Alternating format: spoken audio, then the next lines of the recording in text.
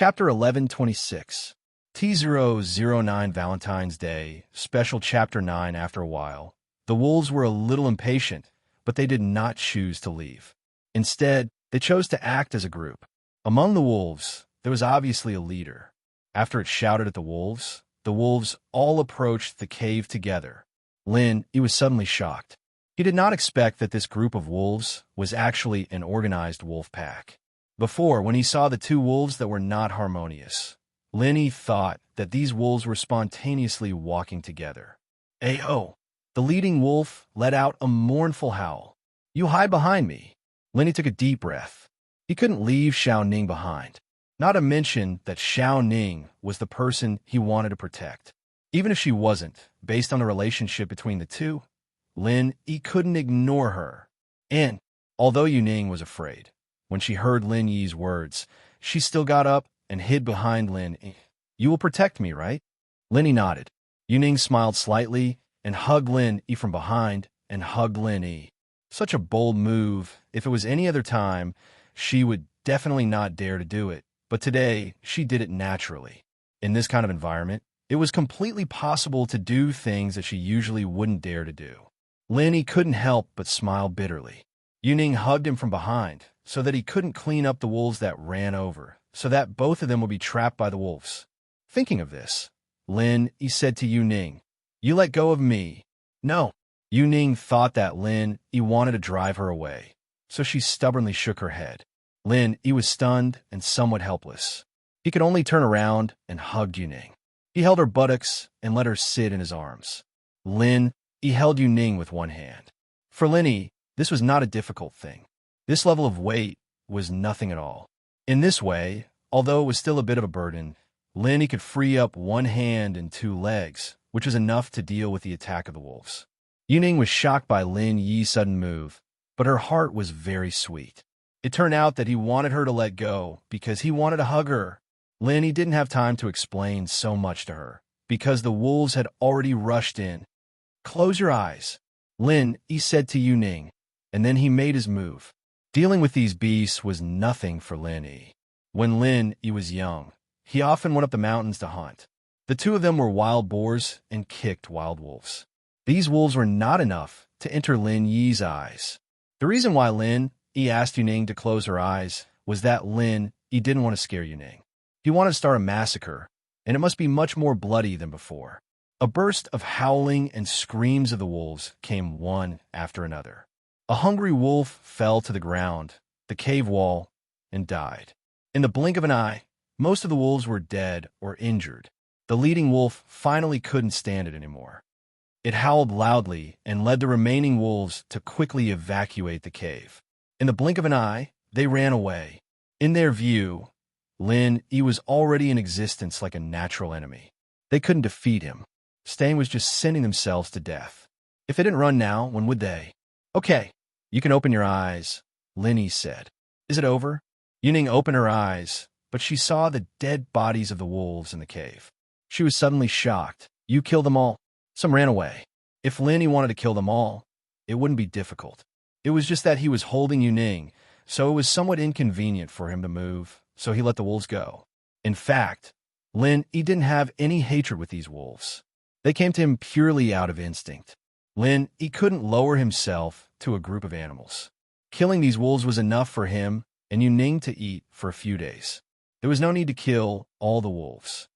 I knew that you would protect me regardless of your own safety. Yu Ning smiled sweetly and said happily, if you die, I won't be able to explain. Lin Yi knew what Yu Ning meant, but Lin Yi couldn't let the situation develop. He could only say so. Yu Ning's expression was gloomy. She licked her lips, but in the end, she didn't say anything. Lin Yi put Yu Ning on the ground. Although Yu Ning was unwilling to let go of Lin Yi's neck, Lin Yi was half squatting there. He didn't intend to continue to hold her. Yu Ning was not willing to be outdone. She was stiff on Lin Yi's body. Lin Yi's half-squatting posture was not easy for ordinary people to maintain. After a while, his legs would be sore, but it was nothing for Lin Yi.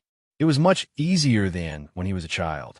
In the end, Yu Ning finally couldn't hold it anymore. She first compromised and came down from Lin Yi. She said with some complaints, "You are so cruel. Lin, he didn't say anything. He turned around to deal with the bodies of the hungry wolves in the cave and piled them together.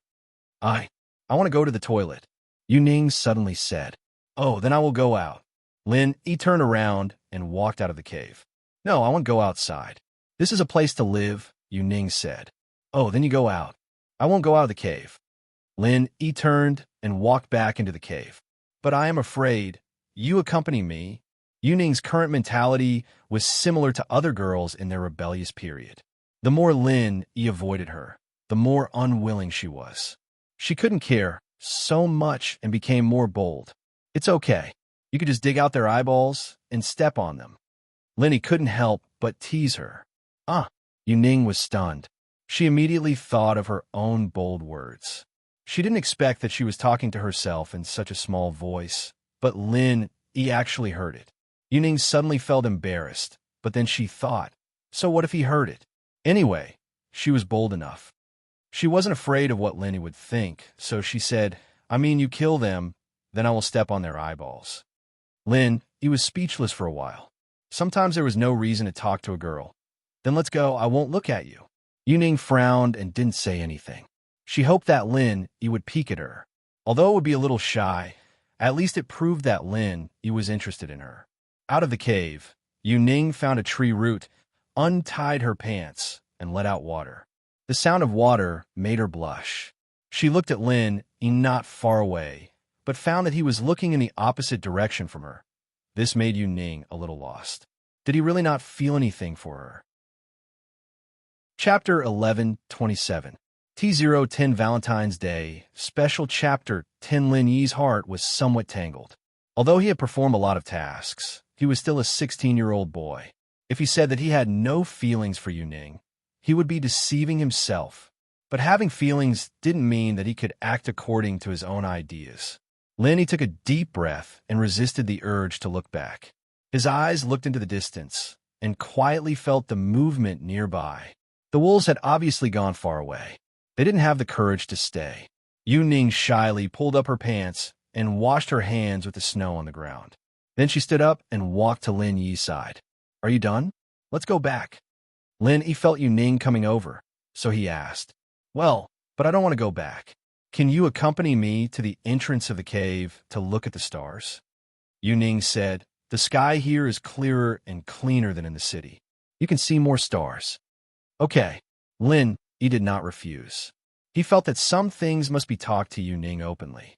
The relationship between the two people must be clear. Yuning and Lin, he sat at the entrance of the cave. There was a fire burning behind them, but they didn't feel cold. Today is Valentine's Day, Yuning said. She was a little annoyed with Lin Yi's silence. If you don't talk to him, he's like a wooden man, not saying a word. It seems that it has passed. Lin Yi asked, This is the happiest Valentine's Day I have ever had.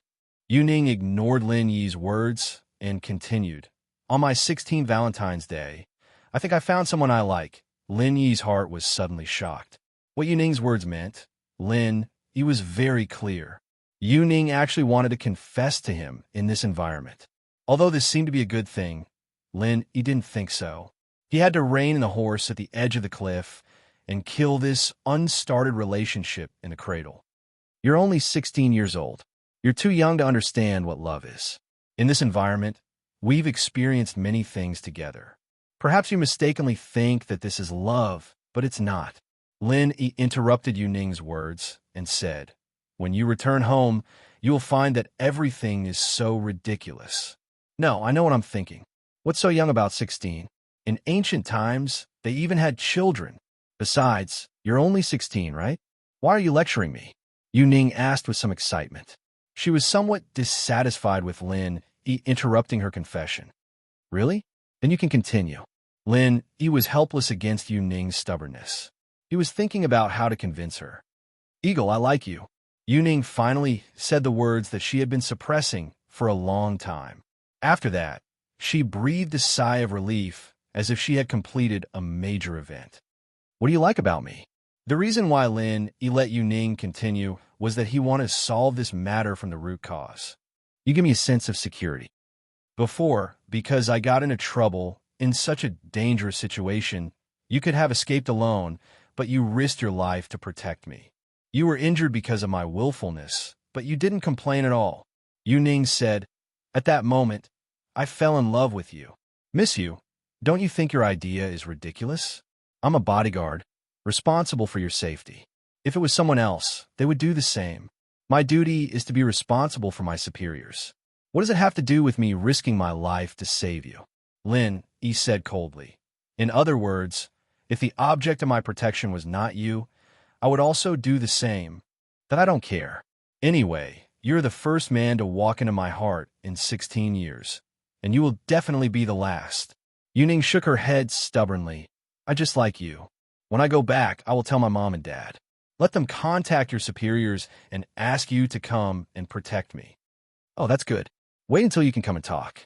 Lin Yi was full of confidence in this. If he was Feng Tianlong's subordinate, he would have some concerns, but he and Feng Tianlong were in an equal relationship. Lin Yi only assisted Feng Tianlong's department to do some things, but to say that he ordered him, that was impossible. Yu Ning also heard something, but she didn't give up. "If that doesn't work, then every time there's a task, I want you to accompany me." "Well, whatever you want," Lin Yi explained helplessly.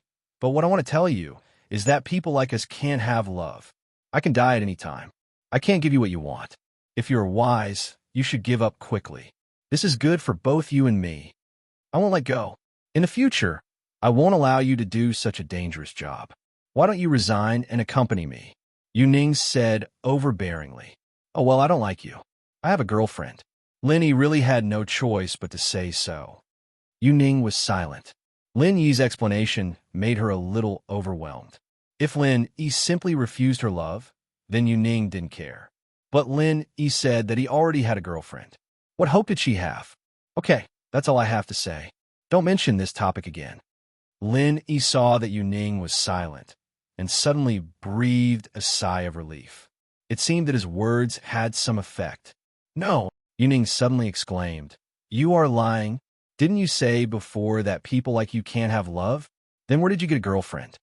This. Lin Yi didn't expect his own reason to be so contradictory. He suddenly felt a little embarrassed. However, in this case, the more he explained, the worse it would get. Lin Yi helplessly turned his head and ignored Yu Ning. After a while, Yu Ning saw that Lin Yi still turned his head and ignored her. Yu Ning first compromised. "Okay, let's not talk about these things. Let's talk about something else." "Okay. What do you want to talk about?" Lin Yi asked. "Tell me how you spent your previous Valentine's Day?" Yu Ning asked. "If I didn't deliberately think about it, I wouldn't even know that yesterday was Valentine's Day. It was the same before. If I wasn't performing tasks, I was staying at home." Lin Yi said faintly. "Isn't it boring?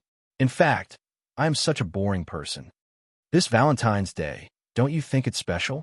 Yu Ning asked. "Didn't you say not to talk about this topic?" Lin Yi didn't fall for it. "Oh, then I'll tell you about my past." Yu Ning felt that she should let Lin Yi understand her past. Maybe after she said it, Lin Yi would tell her about his past. Otherwise, he would be embarrassed not to say it, right? "Okay," Lin Yi responded faintly. "When I was young," Yu Ning began to talk about her past, and Lin Yi listened quietly. He really listened carefully to understand the girl's past. Of course, these things could only be buried in the bottom of his heart. Gradually, the sky turned white, and dawn came. And Yu Ning was also sleepy, and gradually fell asleep in Lin Yi's arms. Lin Yi didn't refuse, but quietly enjoyed this moment of warmth. This Valentine's Day, Lin Yi would always remember it in his heart and never mention it again. Chapter 1128. Guaranteed success, vice leader. He's a mystic mid-phase peak physical practitioner. Why would he listen to me? And when he came, you guys told me that he was here to help me. But he wasn't my underlings, so my words were useless. Zhang Wen smiled bitterly. "I've found him a lot of girls, but that fighter Li is a psychopath, and he likes good girls. He wanted to force them to be his concubine. But unfortunately, that girl's lover is also a master, and he killed him with one punch." "Zhang Wen, you're not lying, are you?" The deputy leader frowned. He always felt that killing fighter Li, who was a peak middle phase mystic class master, with one punch was a bit unimaginable. Vice Leader, I wouldn't dare lie to you. I have a surveillance video of the whole process. I can send it to you immediately, Jiang Wen said quickly. Okay, send it to me then. The Vice Leader saw how confident Jiang Wen was and guessed that he probably wasn't lying. He didn't know that Jiang Wen was actually exaggerating, but from the video, he couldn't tell. After all, Fighter Lee was already dead, and the dead couldn't tell the truth. All right, Jiang Wen said. Vice Leader, what about my arena here? I can't do without someone holding the line. What if there's someone I can't handle? Don't worry, I'll report this to the leader, and we'll send another master as soon as possible. The Vice Leader said, but try to find out who the person who killed Fighter Lee is and how strong he is. Vice Leader, if you send another person, he won't be as arrogant as Fighter Lee, will he? If he causes trouble again, I can't do anything about it. Jiang Wen smiled faintly. You don't know, Songshan is a place with crouching tigers and hidden dragons. There are a lot of masters, and if he causes trouble, he'll be easily killed. Ugh, I'll think about that. The new master, I'll order him to listen to you and not let him cause trouble. The Vice Leader said. Then I can still restrain them. Jiang Wen was overjoyed. This was exactly the effect he wanted. He had a master by his side, and if he couldn't order them around, it'd be very annoying. Now that Fighter Lee was killed, Jiang Wen was in control again. So he continued, Vice Leader, and the person who killed Fighter Lee, I suggest that we stop investigating. This kind of person could kill Fighter Lee with one punch, a mystic mid-phase peak master. You can imagine how strong he is. It's better not to make enemies with this kind of person, since he's only here to seek revenge from Fighter Lee. Then, with Fighter Lee dead, he shouldn't be looking for trouble with the boxing field anymore. Why bother provoking him? You're right. If he really did kill Fighter Lee with one punch, then he'd be at least a mystic late phase, maybe even an Earth class. Someone like that. If we don't have a deep grudge against him, it'd be best if we don't make an enemy out of him. However, Fighter Lee's death would have been in vain. The Vice Leader thought that Jiang Wen's words made sense. He deserved his death. We don't need to avenge him. My main goal is to make money. If I get into trouble like this, then how can I open this boxing field? Jiang Wen didn't care at all about Fighter Lee's death, and he didn't even think about avenging him. Jiang Wen, on the other hand, felt that it was best not to involve the boxing field. I'll discuss this with the leader first. After all, he's from the Firewolves gang. If he died for nothing, then wouldn't it seem like we're afraid of him? If word got out, it'd affect our reputation. The Vice Leader sighed and said, it'd also disappoint the brothers of the Firewolves gang. HM, then if you want to investigate, you better send more masters to investigate. I don't dare. You know that I'm just a normal person. I can't participate in a fight between masters like this. Jiang Wen really didn't want to make enemies for Fighter Lee. He was living quite a carefree life now. He had 2 kidneys, and he could be considered a complete person. He was doing business every day, and other than getting Meng Yao, Jiang Wen didn't have anything else to ask for. So Jiang Wen didn't want to go against those masters at all. That's fine. You should focus on running the boxing field. The leader and I will investigate this. The Vice Leader said. After hanging up, Jiang Wen finally breathed out in relief. It seemed like he had successfully removed the responsibility. Since there was no evidence, he'd just push all the blame on Fighter Lee. Jiang Wen didn't object when Fighter Lee wanted to make Yuan a concubine, but Fighter Lee didn't investigate Yuan's background clearly. Jiang Wen made a call and called Scorpion in. Master Wen, you're looking for me? Scorpion asked respectfully. Yes, I'll tell you, I've already told the Vice Leader about Fighter Lee, and now we're on the same page. Jiang Wen said and told Scorpion what he said before. Did you hear that? If the higher-ups investigate, you tell them. Don't worry, Master Wen, I've remembered it. Scorpion nodded and praised. Master Wen, you really are a genius.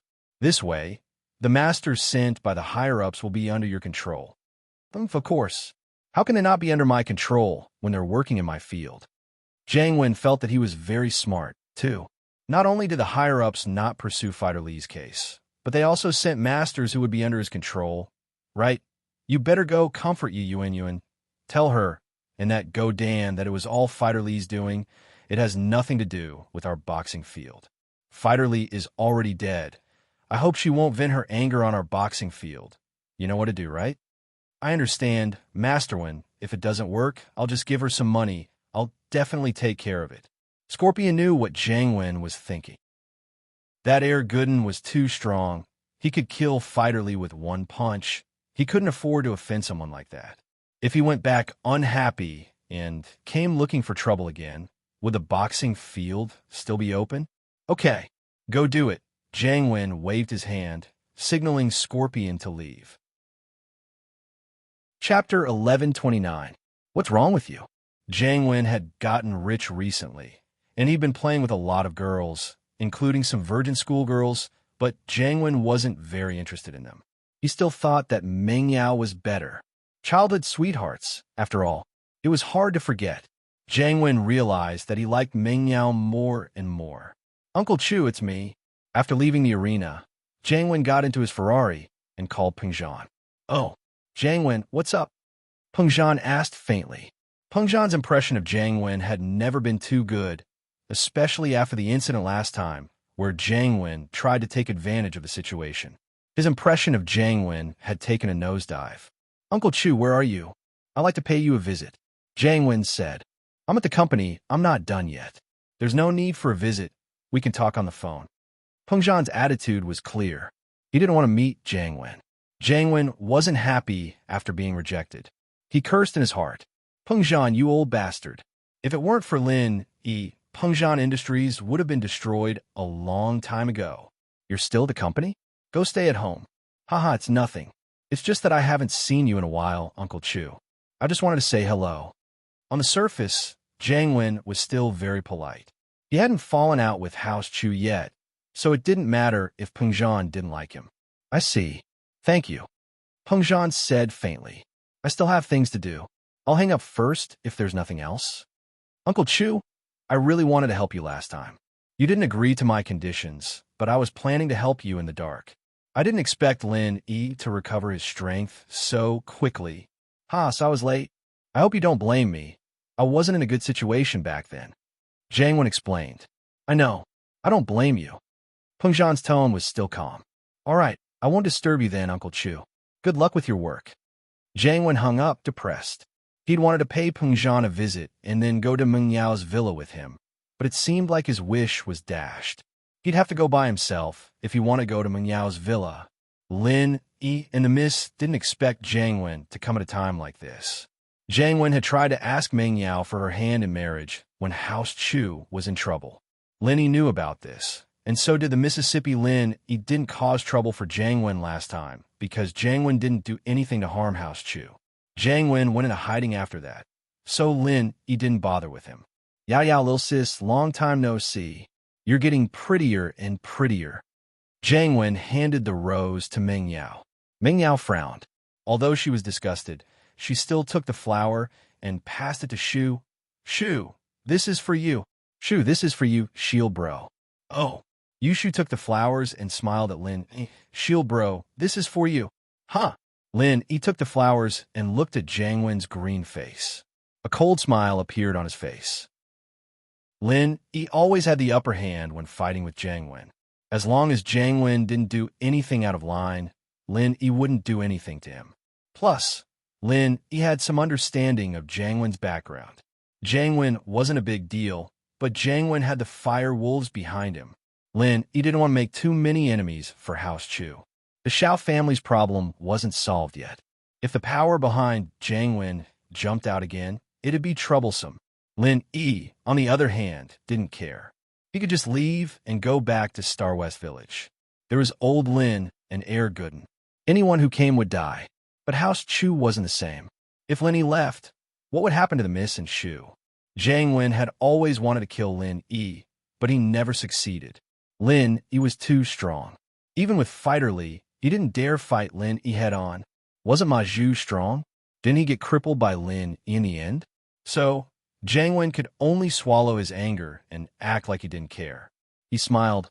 What? Aren't you going to invite me in? Yao Yao, sis. Oh, please come in. Meng Yao was a polite person. She was annoyed by Jiang Wen, but she still moved aside to let Jiang Wen in because of their childhood friendship. But Ming Yao didn't give Jiang Wen any face after entering the villa. She continued watching TV with Yushu. Jiang Wen was going crazy when he saw the cartoon. He didn't want to watch it, and they didn't have anything in common. Even if he wanted to talk to Meng Yao, they wouldn't be able to. Huh? Meng Yao and Yushu burst into laughter as they watched the scene unfold on TV. Jiang Wen frowned. Was this funny? But for Meng Yao, he had to force himself to continue watching. He knew that Meng Yao and Yushu wouldn't talk to him until they finished watching the cartoon. He'd get scolded if he disturbed them. He watched for a while, but Jiang Wen still couldn't get into it. The only interesting thing was that the characters were a little funny. After a strange character appeared, Jiang Wen finally started laughing. But as he laughed, Jiang Wen felt that something was wrong. Meng Yao and Yushu weren't laughing. He was the only one. Jiang Wen stopped laughing when he saw Yushu's murderous gaze. He looked at Meng Yao and Yushu awkwardly. What are you laughing at? Is there something wrong with you? Yushu asked. Ugh. Jiang Wen lowered his head awkwardly. Finally, the mist turned off the TV after the cartoon was over. Jiang Wen took the opportunity to ask, Yao Yao sis, it's almost a Labor Day holiday. What are your plans? Are you planning to go out and play? I'm planning to. Meng Yao understood what Jiang Wen wanted. He wanted to invite her and Yushu to go out and play during the holiday. Chapter 1130. Not letting you go. Jiang Wen had always believed that feelings were something that needed to be nurtured. Only when two people spent a long time together could they develop feelings for each other. And so he kept creating opportunities for himself. Don't bother, we'll go on a road trip. Meng Yao rejected Jiang Wen's suggestion. She'd already discussed with Shu and Lin that they'd go to the seaside the night after Lin Yi's product launch. A road trip. Jiang Wen wasn't expecting Meng Yao to choose a road trip. Disappointed. He'd been thinking of going somewhere more romantic abroad with Meng Yao, but it didn't seem like that was possible anymore. They could only do it around Songsan. But so be it. Jiang Wen couldn't control Meng Yao's thoughts and could only go along with her. A road trip is good. It's more relaxing and less stressful. Count me in. I'll go with you guys. There are some things that girls can't do, so leave it to me. Things like carrying bags, I can do it. No need. We have Shield Bro. You're too weak. You don't even have a kidney. You can't do anything heavy. Yushu didn't like Jiang Wen either. I have a kidney now, I got another one. I'm a normal person now. Jiang Wen quickly explained. He was afraid that Meng Yao would misunderstand that his kidney wasn't working properly and affect their sex life after marriage. I'm good with a classmate. There's someone else other than me and Shu. It's not convenient for you to go with us. Meng Yao rejected Jiang Wen's suggestion. Jiang Wen frowned. He didn't expect Meng Yao to be going with a classmate, but he didn't plan on giving up. This was a good opportunity. It's fine. How about this? I'll drive with Taizao too. We'll go our own way. What do you think? Up to you. Meng Yao said faintly. There was no reason for her to reject Jiang Wen's suggestion. It wasn't like she could restrict his freedom. After all, it was his right to go wherever he wanted. It didn't matter as long as he didn't interfere with her. Then it's settled. When are you guys leaving? Where are you planning to go? I'll prepare beforehand. Jiang Wen's face lit up when Meng Yao agreed. Let's go to beach. We'll leave on May 1st. Meng Yao didn't try to hide it. It wasn't much of a secret. She knew Jiang Wen's personality very well. He wouldn't stop until he got what he wanted. If she didn't tell him, he might even send people to her house to follow her. All right, Taizao and I will be waiting for you at the entrance of your villa on the afternoon of May 1st. Jiang Wen didn't expect Meng Yao to be this easygoing. Could it be that Meng Yao was actually welcoming him? Jiang Wen knew that Meng Yao was cold on the outside but warm on the inside, so he couldn't be blamed for thinking that way. Jiang Wen was very excited at the thought of this possibility. He wanted to go back and discuss with Taizao how he was going to pick up girls. Having achieved his goal, Jiang Wen didn't stay any longer. He stood up and said goodbye to Meng Yao and Yushu, leaving the villa. Yao Yao, how did you tell him our destination? Yushu asked Meng Yao curiously after Jiang Wen left. It's all for you and Xiao Xiao, isn't it? What would you two do if you didn't have villain? Meng Yao smiled. Oh, Yao Yao, so you're that bad too. Yushu realized that Yao Yao wanted Jiang Wen to go, so that it would be more fun. Lin, he couldn't help but smile after hearing Meng Yao's words. So the miss had a side effect too? In fact, Meng Yao really couldn't take it anymore. She had no choice but to do this. Under normal circumstances, Meng Yao didn't like to play tricks on people. Let's go upstairs, I'm sleepy. Meng Yao didn't say anything else and turned to the stairs. Yushu and Lin waved goodnight and ran upstairs with Meng Yao. Lin, he shook his head and went to Falbert's room. Lin, he wanted to talk to Falbert about Jiang Wen.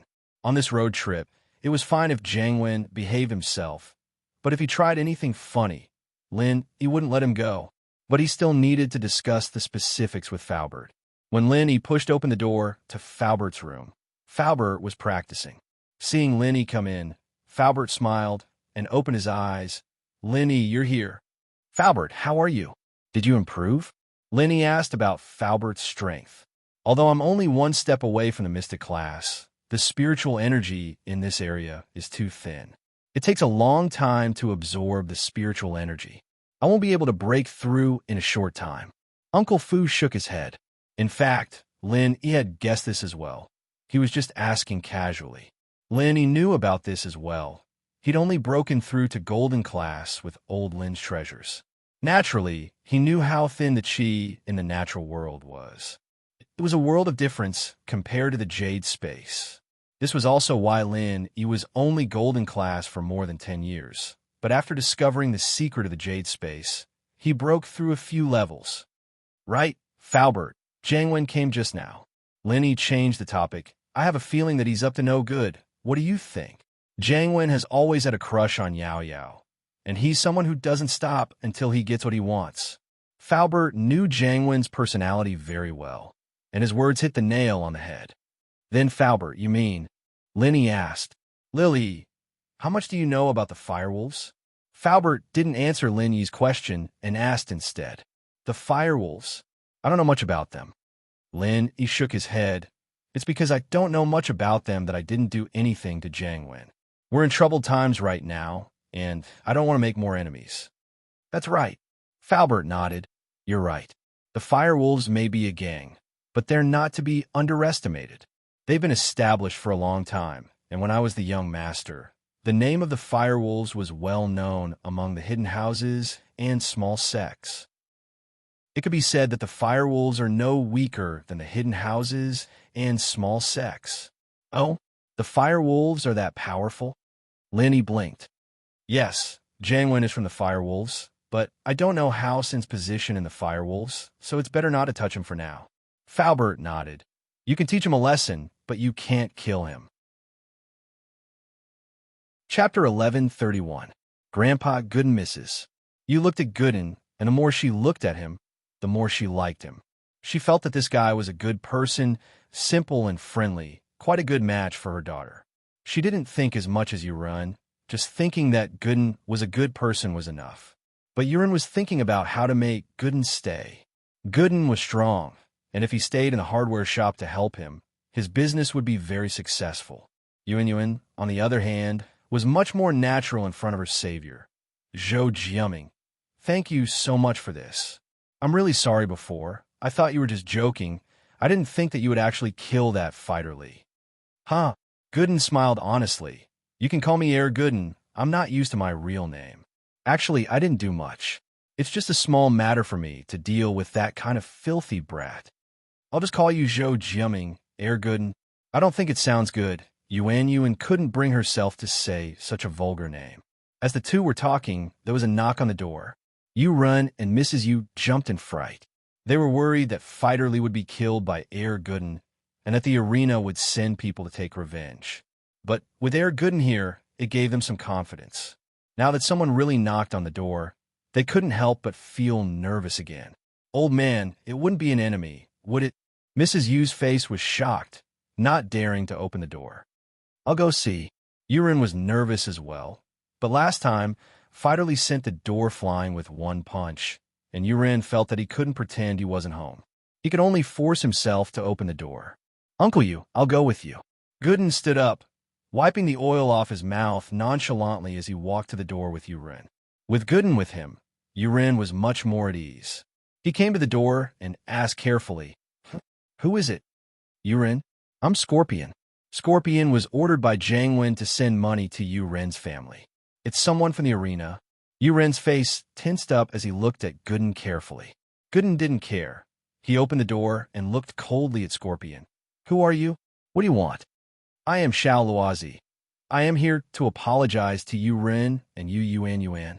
Scorpion shivered when he saw it was Gooden. If it weren't for the fact that he had a mission, he would have turned and run already. Who was Gooden? He was someone who could kill Fighter Lee with one punch. Would Scorpion dare mess with him? Little Scorpion? How dare a person like you call Uncle You by his name? Do you want to die? Gooden's eyes went wide as he raised his hand, about to slap him. Grandpa Gooden, please spare me. Xiao Luozi's legs softened, and he knelt on the ground. Cold sweat dripped down his forehead. Uncle You, I'm here to apologize to you. Is your brain made of SH*T? Gooden wasn't happy. You call me Grandpa Gooden, and Uncle You is Uncle You. So you're saying I'm older than Uncle You? Are you trying to drive a wedge between us? Yes, it's Ancestor You. Scorpion quickly changed his words. He didn't think that Gooden would be so logical. All right, hurry up and tell me what you're here for. Gooden said impatiently. Grandpa Gooden, I'm here on behalf of the arena to apologize to Ancestor You. That Fighter Lee is so arrogant, and it's all because of him. I hope you can be magnanimous and don't take it out on us. Scorpion said pitifully. All right, I got it. What else do you want? Gooden said impatiently. This is a bank card with 1 million. It should have been won by Ancestor You, but because of Fighter Lee's interference, Ancestor You lost. Scorpion quickly took out a bank card and handed it over. Please accept it. Gooden took it and gave it to Yuren before turning to Scorpion. All right, get the fuck out. I don't have time to deal with mule people like you. Yuren had never seen such a huge bank. He was so shocked that he didn't dare take it. But after hearing Gooden's confirmation, Scorpion was already running away. Yuren had the bank. There was no way he could return it. At this moment, Yuren and his family breathed a sigh of relief. Scorpion came personally to apologize and didn't come to question them. This meant that the underground arena was afraid of Gooden.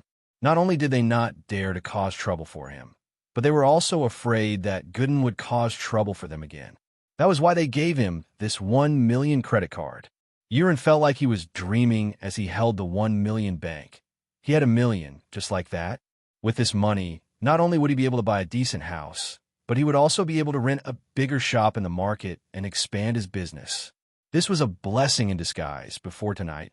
Yuren was still in a bad mood, but now, happiness came so quickly that he couldn't even get used to it. 1 million? I have 1 million now? Yuren held the bank. He couldn't stop laughing. However, before he could laugh twice, Yuan snatched it away. What are you doing? Yuren jumped. Zhou Jiaming asked for this money. We should give it to him. Yuan said as she passed the card to Gooden. Take this card. You took such a big risk for our family. It's only right that you take this money. I don't want it. Gooden scratched his head and smiled honestly. I don't need money. I live here. I have food and drinks. I don't need money. Yeah, Lil Zhou lives here. Why does he need money? Yuan, why are you so stupid? You're giving him money? Are you trying to chase him away? Yuren glared at his daughter and snatched the bank. That's a lot of money. I'll keep it first. Yuren was a greedy man, and he recovered from the shock in just a blink of an eye. How could he bear to give away that 1 million? But then again, if Yuren wasn't greedy, why would he go to the arena and get scammed? Yuan didn't know whether to laugh or cry as she looked at her father's greedy face. I'm sorry, my dad's like that. It's fine, I really don't need money. Gooden had food and drinks, and his only goal was to find Lenny Boss. Money was useless. Chapter 1132. Chapter 1130. New product launch, but Gooden's generosity and passion left a good impression on Yuan. Every girl, when they were young, would fantasize about their future partner, a tall prince on a white horse, with a good character and a sense of justice. Yuan didn't know what other people thought, but that was what she thought. But a few days ago, Yuan's life was filled with darkness. Her dream was shattered, and she could only follow Fighter Lee for the rest of her life. Yuan didn't think of herself as a beauty, but she was still a conservative girl. Deep in her bones, she wanted to be loyal to one man. So she thought that following Fighter Lee for the rest of her life was enough. But the situation changed. Gooden was like a god descending from the heavens, coming to her side. It was as if he was sent by the heavens, solving all her problems for her. Such a powerful, arrogant Fighter Lee was killed by him with one punch. If Yuen had to choose, she'd naturally fall for a good man like Gooden. He was passionate and full of justice, and he wasn't greedy either. He gave her a sense of security. Unknowingly, Yuen had a good impression of Gooden. The story of a hero saving the beauty was old, but it was a story that never changed. Gooden and Yuen were in this situation. The Xiao family was getting more and more powerful these days, and all the businessmen and rich people were lining up to work with the Xiao family. The Xiao family's position was set in stone, and it was only a matter of time before they became a noble house on the same level as House Yu. The Xiao family's two brothers couldn't stop smiling. It could be said that after old Zhao's death, the two Xiao family brothers were this happy. They didn't have to worry about the Xiao family's future anymore. Although the Xiao family was working for the Hidden House Pai, it didn't matter. Wasn't House Yu also working for the Hidden House Yu? They were both Yu, and they were from the same lineage, but everyone knew what was going on. Second brother, our Xiao family didn't even invest a single cent, and we already have 3 businesses. We're just borrowing our connections and name. It's really worth it. Xiao Ji really liked this kind of investment method, where he could get something for nothing. Yeah, our Xiao family really got a blessing in disguise. Speaking of which, this matter was caused by sister-in-law, so you should stop scolding her. If it weren't for her, how could our Xiao family be where it is today? Xiao Bin remembered that his brother's attitude towards his sister-in-law was still very bad, and he even took her car keys. The two brothers had been busy with work these days and neglected Go Huli. Now that they calmed down, Xiao Bin realized that all this had something to do with Go Huli. Oh, if that was the case, it did make sense. I'll go see her. Xiao Ji nodded upon hearing Xiao Bin's words. He felt that his brother's words made sense, so he turned around and went upstairs. When the old man passed away, Xiao Bin thought about fighting for the position of the head of Xiao family. But now, although his brother was the head of the house, he couldn't make any decisions. Even things like persuading his sister-in-law had to be decided by Xiao Bin. This made Xiao Bin feel that he was no different from the head of the house. Xiao family's big and small matters were all decided by him. His brother was just a name, so he didn't want to fight for the head of the house. It was good this way. Xiao Ji went upstairs and pushed open Go Huli's door. These 2 days, Xiao Ji didn't sleep on the same bed with Go Huli and forced her to stay in the guest room alone. He didn't give her any face either. Go Huli knew that an important person came to Xiao family, but Xiao Ji didn't tell her the details, so she didn't dare to ask. She stayed in her room and watched TV, not daring to go out. Seeing Xiao Ji push open the door, Go Huli was overjoyed and quickly stood up. "Ji bro, you're here. Huli, I've neglected you these past few days. Are you mad?" Xiao Ji smiled as he looked at Go Huli. The more he looked at her, the more he liked her. Go Huli was old and not as young as she used to be, but Xiao Ji was more and more interested. "I wouldn't dare." Go Huli jumped and said in fear, "I'm a person at fault, Ji bro. I'm happy that you're not blaming me. How could I be mad?" "Haha, what did you do wrong? You did the right thing." Xiao Ji waved his hand and laughed. "You did a series of things, and now it seems like it was really good. If you didn't knock into Uncle Pai, the Hidden House Pai wouldn't have sent a master here, and they wouldn't have been able to cooperate with Xiao family. Xiao family's status is higher than a rocket." Go Huli paused, thinking that Xiao Ji was being sarcastic, but his expression didn't seem like it. She said carefully, "Is that so? God is blessing Xiao family, giving us a blessing in disguise." "Yes, that's right, well said. God is blessing Xiao family." Xiao Ji laughed, "But now that Xiao family is strong, you don't need to keep a low profile anymore. You need to keep a high profile. That's the only way to show how strong Xiao family is. You need to be arrogant." "I know." Go Huli was overjoyed. Arrogance and acting cool were her favorites, and she was overjoyed when she heard that Xiao Ji really wanted her to go out and act cool. In the blink of an eye, it was the 1st of May. Today was the day of the press conference of Xu Amin's medical company. During this period of time, the reputation of the Guan Xu Amin Medical Company could be said to be like the sun in the sky, especially after the poisoning incident of the first high school students was solved. People from all walks of life were waiting for the Guan Xu Amin Medical Company to launch an amazing product. They had high expectations for the Guan Xu Amin Medical Company. Lin Yi wasn't attending as a staff member, nor was he attending as a guest. He was keeping a low profile, just like the people who were there to watch the show.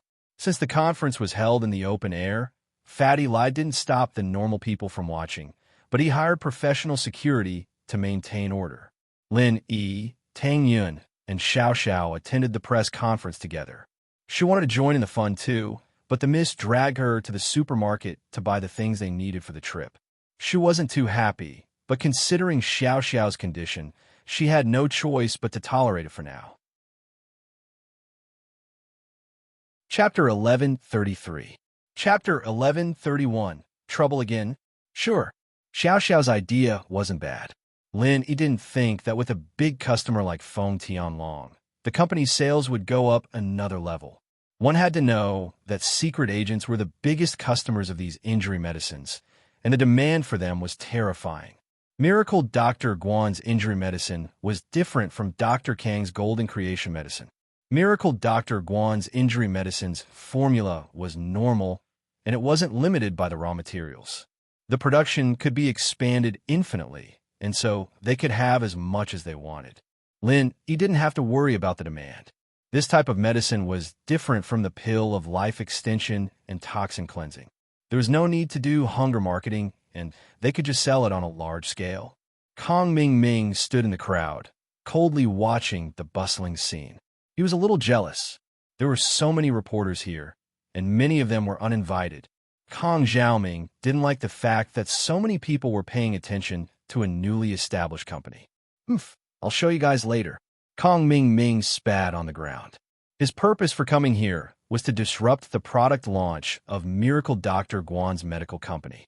Although House Kong had started to control the supply channel for the rare materials, and they were willing to pay a high price to buy them back, House Kong felt that Miracle Dr. Guan's medical company should have some in stock, or else they wouldn't have held a product launch.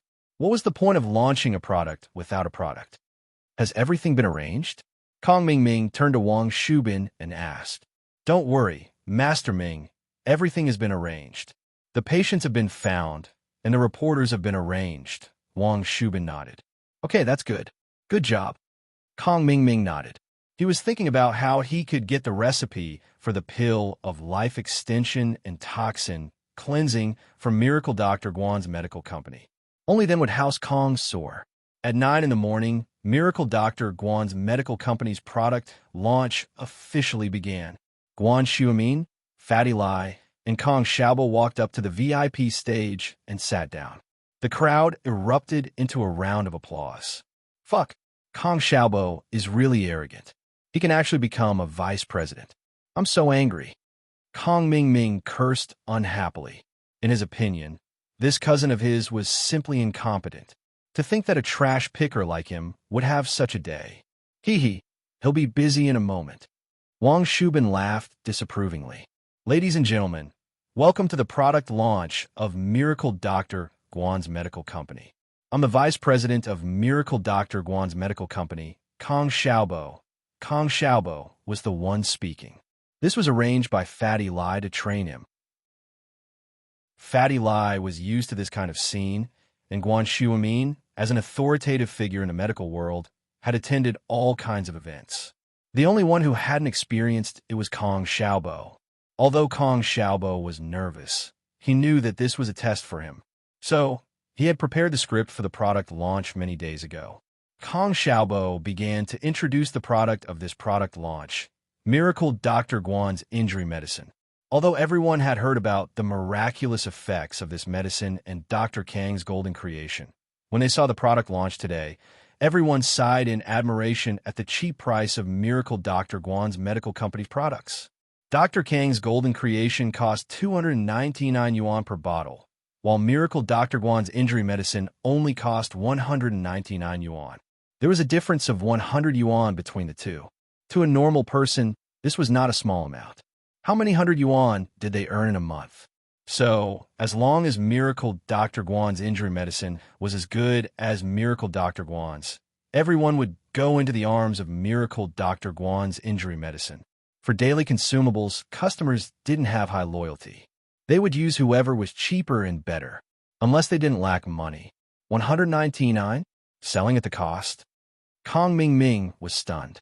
He didn't expect the price of Miracle Dr. Guan's Injury Medicine to be so low. Including the cost and distribution fees, there was almost nothing left to be earned. Was Miracle Dr. Guan's medical company trying to destroy the market with a low price? He had to tell his grandfather about this as soon as possible so that he could take countermeasures. So, Kong Ming sent a message to his grandfather and told him the price of Miracle Dr. Guan's Injury Medicine. Looking at Kong Xiaobo, introducing the effects and characteristics of the injury medicine, Lin Yi nodded slowly. After a period of experience, Kong Xiaobo had matured a lot. At least in terms of business, he was a lot stronger than before. Next, it was time to answer questions from the reporters. Most of the reporters here knew about Miracle Dr. Guan's medical company because of the poisoning incident in Songshan's first school. They had a good impression of this company, so their questions were all positive and not too tricky. However, there are always accidents. There was a reporter who came to the product launch with the attitude of looking for trouble. This person was Ken Lang. Previously, he was hired by Zhao Qibing to ruin Pingshan Industries and Songshan's first school. In the end, this Miracle Dr. Guan's medical company interfered and ruined his plan. He had been holding a grudge against them for a long time. This time, he was trying to find a way to cause trouble. Coincidentally, a person named Wang Shubing found him and gave him 50,000 yuan to cooperate with him to cause trouble. The direwolf was even more pleased to accept the offer. This product launch didn't require a reporter's ID, and anyone could enter the venue. It was convenient for Ken Lang, who was a miscellaneous force. When the others were almost done with their questions, Ken Lang raised his hand and asked, "I heard that similar medicines are sold for 299 yuan in the market. Yours is only 199 yuan. Is there a problem? I heard that the cost is more than this." Kong Xiaobo answered a lot of positive questions before, so he let his guard down. When he suddenly heard Ken Lang's words, he suddenly became nervous again. Fortunately, he had rehearsed a similar situation before, so he didn't have any stage fright. He smiled slightly and answered, "May I ask, how do you know that the cost is more than this?" "As far as I know, this is a trade secret. Only the core members of the medical company know about it, right?" Although Kong Xiaobo didn't say it clearly, he had already hinted that Ken Lang was sent by the competitor to look for trouble. He believed that everyone present could understand. Originally, Ken Lang thought that Kong Xiaobo was young and inexperienced, so he was easy to bully. That was why he asked this question. He didn't expect this kid to be so tricky. It made it difficult for him to deal with him. The reporters present looked at Ken Lang with disdain. They wanted to see what he could say. Chapter 1134. The Injured Person. I'm here today to seek justice for the victims. Someone used your medicine, and not only did it not stop the bleeding as you said, it even caused the wound to fester. I brought him here today, and the purpose is to expose a black-hearted businessman like you in front of everyone. The dire wolf accepted Wang Shubin's money, so naturally, he would follow Wang Shubin's orders. Everyone look at my hand. After using Miracle Dr. Guan's injury medicine, it's completely festered. I almost had my arm amputated. A dark and thin man, standing next to crippled wolf, suddenly shouted at the top of his lungs. He stretched out his hand, wrapped in gauze, and shook it as he shouted at the people present.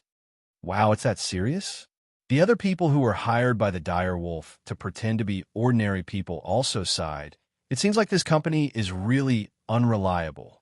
Everyone don't buy it. This kind of thing that hasn't been tested by the market won't work.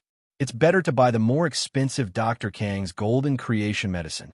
Yes, yes, this company is really a scam. Another person also said in agreement.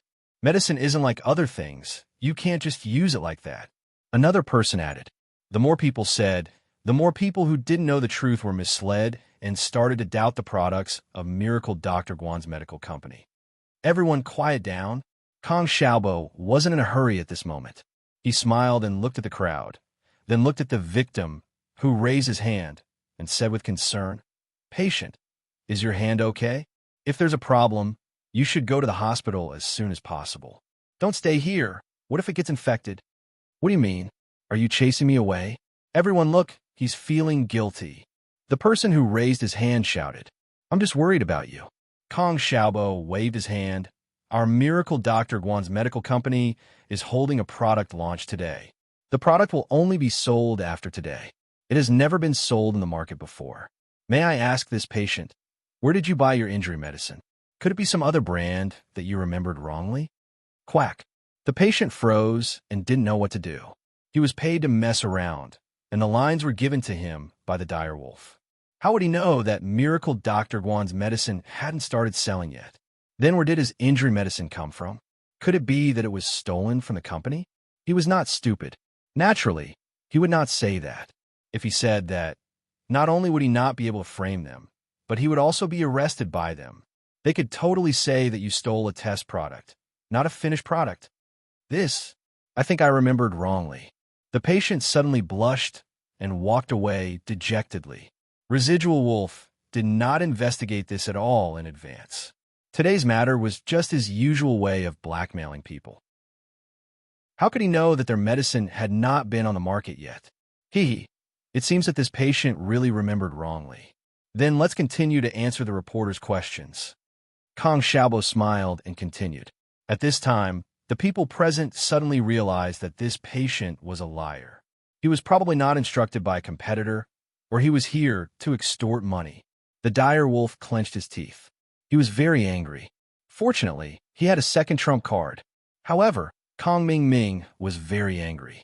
He stared at Wang Shubin and said, "You found this person? What the hell?" Not only did he not slander Miracle Dr. Guan, but he also brought trouble to himself. Let people think that there's a problem with our Dr. Kang's medicine. "I'm sorry, Master Ming. This person was found by the direwolf." "I didn't know." Wang Shubin carefully apologized. "This direwolf is also an idiot. How did you find someone like him?" Kong Ming said unhappily, "I had no choice. In Songshan, we don't have any connections, and we don't know any reporters. I had to spend a lot of effort to contact this direwolf online." Wang Shubin said with a bitter smile. "Okay, have we arranged our own people?" Kong Ming waved his hand. Since this matter had nothing to do with Wang Shubin, Kong Ming didn't want to pursue it. "Don't worry, Master Ming. There will be no problem this time." Wang Shubin nodded. I'm sorry. I was also deceived by that person. In our line of work, we like to fight for justice. I'm a righteous person, so please forgive me." The direwolf said with a laugh. "It's okay. A news reporter should have the spirit of doubt." Kong Xiaobo didn't agree with the direwolf's words, but on the surface, he was magnanimous. I accidentally cut my hand." At this moment, a long-haired, cultured man suddenly exclaimed, "Get out of the way, I'm going to bandage it." As he said this, the man pushed the direwolf and wanted to walk past him. There's so much blood. You really need to bandage it." The direwolf was shocked, but he suddenly said, "Oh right, isn't this the conference for Miracle Dr. Guan's injury medicine?" Vice President Kong said that their medicine can stop bleeding immediately. "Why don't you go and apply some?" "Okay." The man nodded gratefully and ran towards the rostrum. Vice President Kong, "Can you help me apply some injury medicine?" Kong Xiaobo frowned. Things were obviously out of his expectation. This was something he didn't expect. Although this person's request was simple, it was strange for him to appear at this time, especially since it was related to the direwolf. Kong Xiaobo couldn't be too careful. "What's wrong?" "Vice President Kong is reluctant to apply it for me." "Or are you not confident in your company's medicine?" "This is a good opportunity to advertise. If your medicine is really good, then wouldn't I be a living advertisement?" The man saw Kong Xiaobo hesitating and said immediately, "Hee, then I'll apply some for you." Fatty Lai spoke at this time. He took out a new bottle of Miracle Dr. Guan's injury medicine and opened it. Although Fatty Lai was suspicious of this person's sudden appearance, he still applied the medicine because of his confidence in Lin Yi.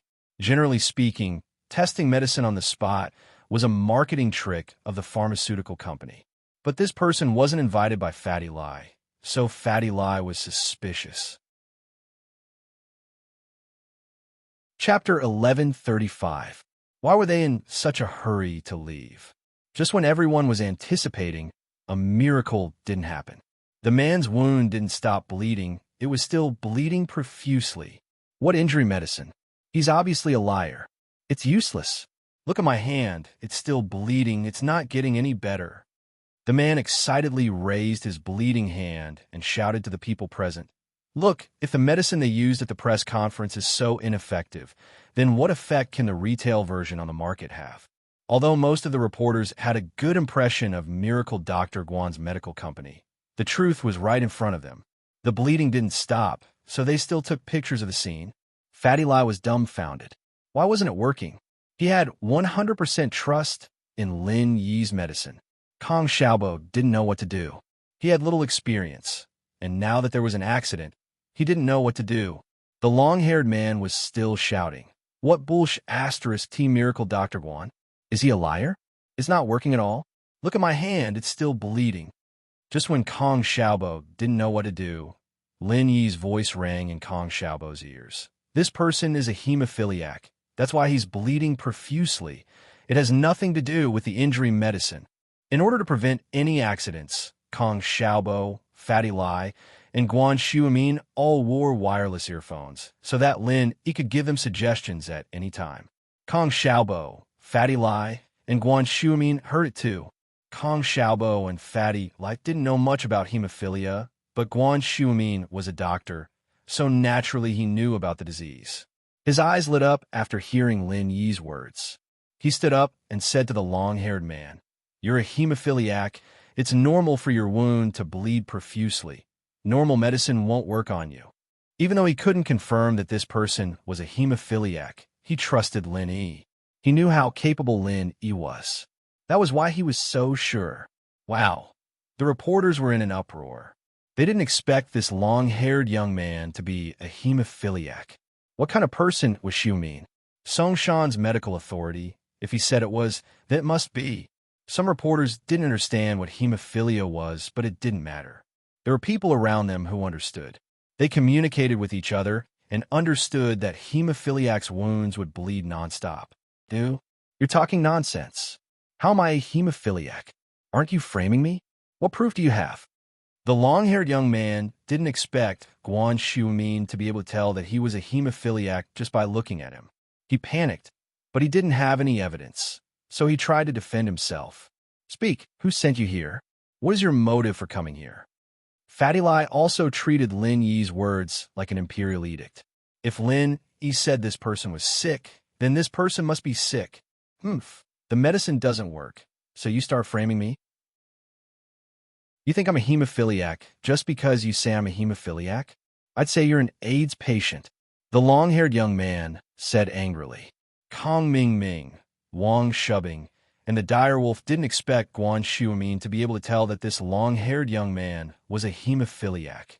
This was out of their expectations. This person was hired by them. Wang Shubing had already promised him that as long as he cooperated, they would give him 50,000 yuan as a reward. Hemophilia itself was expensive, and this person only hesitated for a moment before agreeing. He could get 50,000 yuan just by messing around, so why not? Is old man Guan really a miracle doctor? He can even tell that I'm a hemophiliac? This isn't going to be easy. Kong Ming frowned. Don't worry, this person is mentally strong. So what if he can tell? Will Guan Shuamin drag him to do a blood test on the spot? Hemophilia is something that can't be diagnosed with just by looking at it. As long as he refuses to admit it, there won't be a problem. After today's press conference, who can find him? Wang Shubing comforted him. Yes, that makes sense. Kong Ming nodded and felt a little more at ease.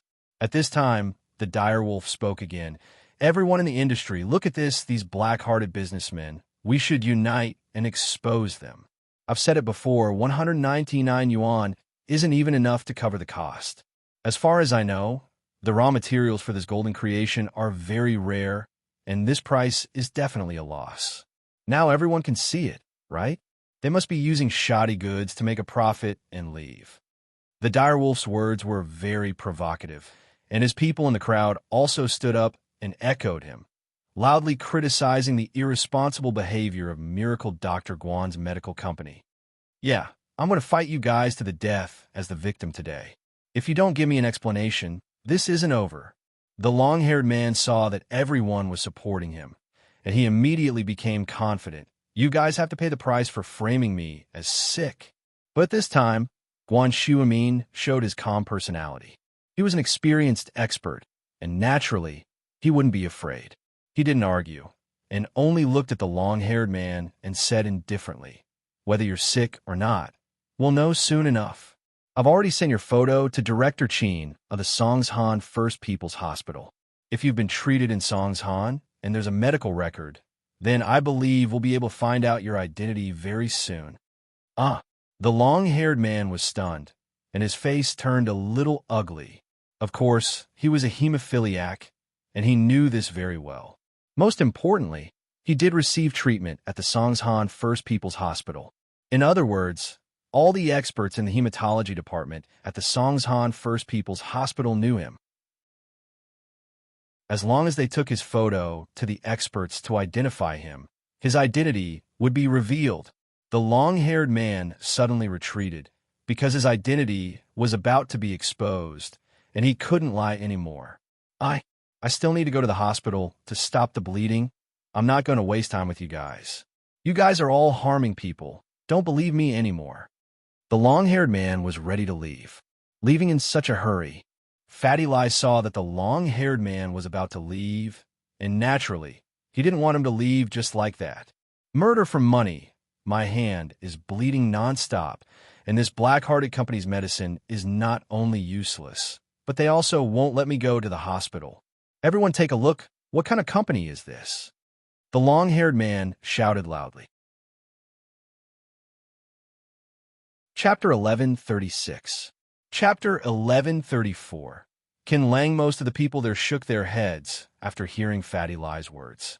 Who would go to the hospital with a small cut on their hand? At most, they just put a plaster on it. They didn't believe the long-haired man's words anymore.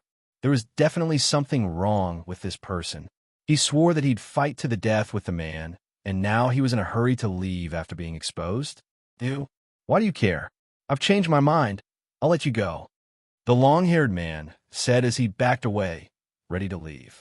Zhang Gongzi, your identity has been verified. You're a hemophiliac patient, and you're currently being treated by Dr. Su at the First People's Hospital. Do you have anything else to say? Guan Shuamin said directly after receiving the information from Dean Qin. That's bullshit *T. I don't know anything about the First People's Hospital, and I don't know Dr. Su Xiaohong. Zhang Gongzi was trying to defend himself, but he stopped halfway through his sentence because he had accidentally let it slip. The guy said it was Dr. Su, but he even said the doctor's name. What do you know Dr. Su's name is Su Xiaohong? I thought you didn't know about the First People's Hospital? Fatty Lai pointed at Zhang Gongzi and shouted, I'm leaving. Zhang Gongzi knew that he'd been exposed, and he didn't dare stay any longer. Boom! The crowd burst into laughter. It was obvious that this Zhang Gongzi was a liar, and he was here to cause trouble on purpose. Once he was exposed, he ran.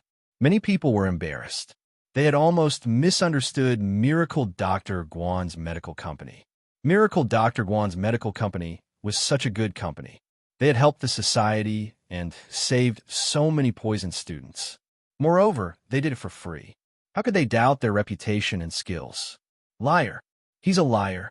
Everyone, take a picture and expose him. A reporter shouted. That's right. Who called this person over? I think it's Qin Lang.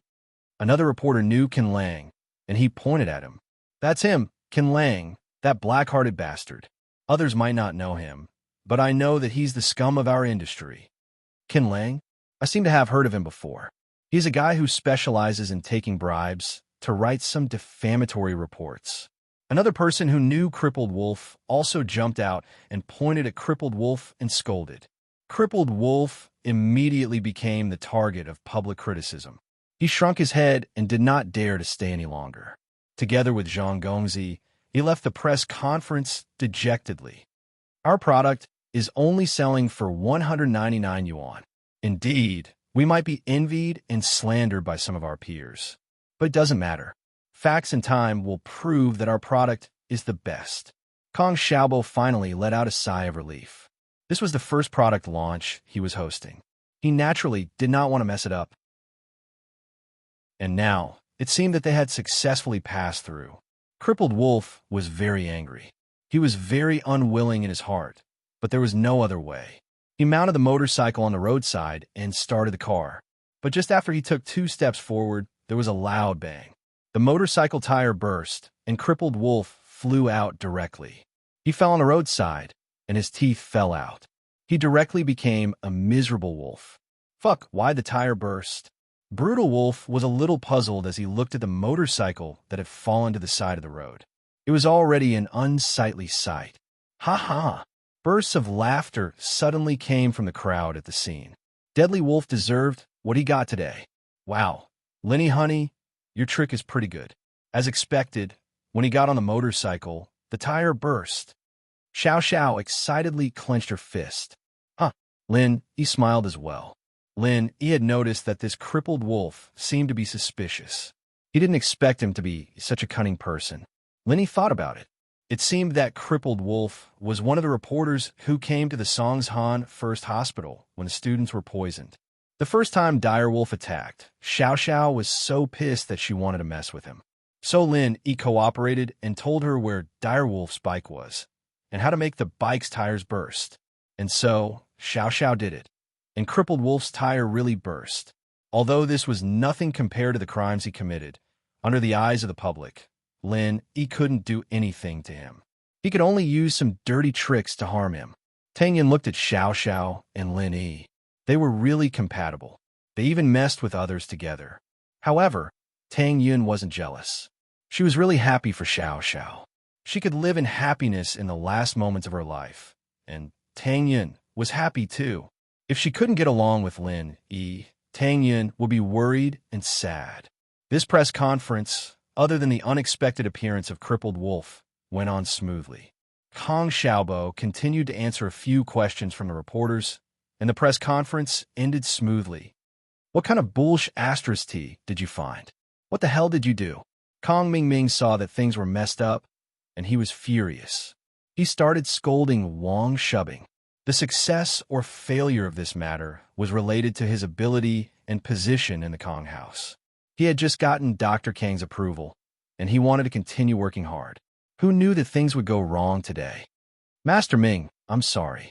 I didn't know things would turn out like this. That Xu Min really knows something. He was able to tell that Zhang Gongzi was a hemophiliac. We didn't expect this. Wang Shubing said bitterly. There was no problem with our plan. It was an accident. That's right. It was an accident. What does it have to do with us? Kong Mingming thought about it and decided to report the truth to his grandpa. After all, it was an accident. Wang Shubin breathed a sigh of relief. Kong Xiaoming finally let it go. Kong Mingming called his grandpa. Hello? Is this grandpa? I'm Xiaoming. Xiaoming, how's it going? Your plan is pretty good. I told your uncle and dad about it, and they all applauded it. Using a hemophiliac to mess things up, this is amazing. Miracle Dr. Kang's laughter came from the other side of the phone. Normal external medicine doesn't even work on hemophiliacs, let alone his injury medicine. Even our golden creation medicine isn't working. Miracle Dr. Kong laughed. Chapter 1137. Just thinking about it is embarrassing. What did you say? The hemophiliac had been seen through by Xuemin? How did he see through it? Dr. Kong was stunned and asked incredulously. People with hemophilia were usually diagnosed after a blood test in the hospital. How could they check on the spot? This is what happened. Kong Mingming didn't dare to hide it. He told his grandfather the details of the matter. After all, there were so many people watching. It would definitely spread. Are you saying that Guan Shuimin knew that Zhang Gongzi was a hemophiliac with just one look? Dr. Kong found it strange. Wasn't this too strange? Guan Shuimin's medical skills are that good? With just a glance, he could tell what illness someone was suffering from. Wasn't this similar to the legendary BNK? Yes, he saw it at a glance. Kong Ming Ming said, "Many people here saw it. Forget it, it's not that we miscalculated. It's just that things are unpredictable. Come back first. We'll discuss how to deal a blow to miracle Dr. Guan's injury medicine." Dr. Kong wasn't too worried about it. Anyway, the Kong family's golden creation was mainly used for military supplies. The civilian market was only a small part of it. Most of the time, it was out of stock. Therefore, Dr. Kong wasn't too concerned about Guan Shuimin taking over the civilian market. "Okay, Grandpa." Kong Ming Ming was relieved. As long as Dr. Kong didn't blame him, everything would be fine. Lin Yi saw Kong Ming Ming in the crowd and guessed that he was the one behind all this. However, framing one's opponent in business was a normal thing to do. As long as it didn't cross Lin Yi's bottom line, Lin Yi wouldn't do anything to him. He would only provide some help to Fatty Lai and Kong Xiaobo when necessary. The rest was up to them. "Let's go." Lin Yi held Tang Yun with his left hand and Xiao Xiao with his right as they left the venue with the crowd. "It's already afternoon. I wonder if Meng Yao and Shu have finished shopping?" Tang Yun looked at her watch and asked. They agreed to go on a road trip together at night. "It should be about time. Have you told your family?" Lin Yi asked. "Yeah." Tang Yin felt a little embarrassed as she thought about her mother's words. Any other girl's parent would have warned her daughter to be careful when she heard that she was spending the night with a boy, but her own mother, she was telling her not to forget to buy birth control pills. Tang Yin was going crazy just thinking about it. She was still a high schooler. It wasn't uncommon to have sex at this age, but Lin Yi was in a top high school, and Tang Yin was a conservative person. How could something like that happen so early? However, Tang Yun couldn't tell her mother about this. She could only nod obediently. Lin Yi saw that Tang Yun's expression wasn't normal and asked curiously, "What's wrong?" Ani doesn't agree. "No, it's nothing. She's been thinking about moving to a new house these few days. She doesn't have time to care about me," Tang Yun said randomly. "Oh."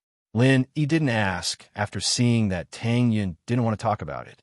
Today, Lin Yi drove Xiao Xiao's Land Rover. The car had been repaired, and this type of off-road vehicle was perfect for a road trip. As for the 2B945 license plate, it was found to be fake.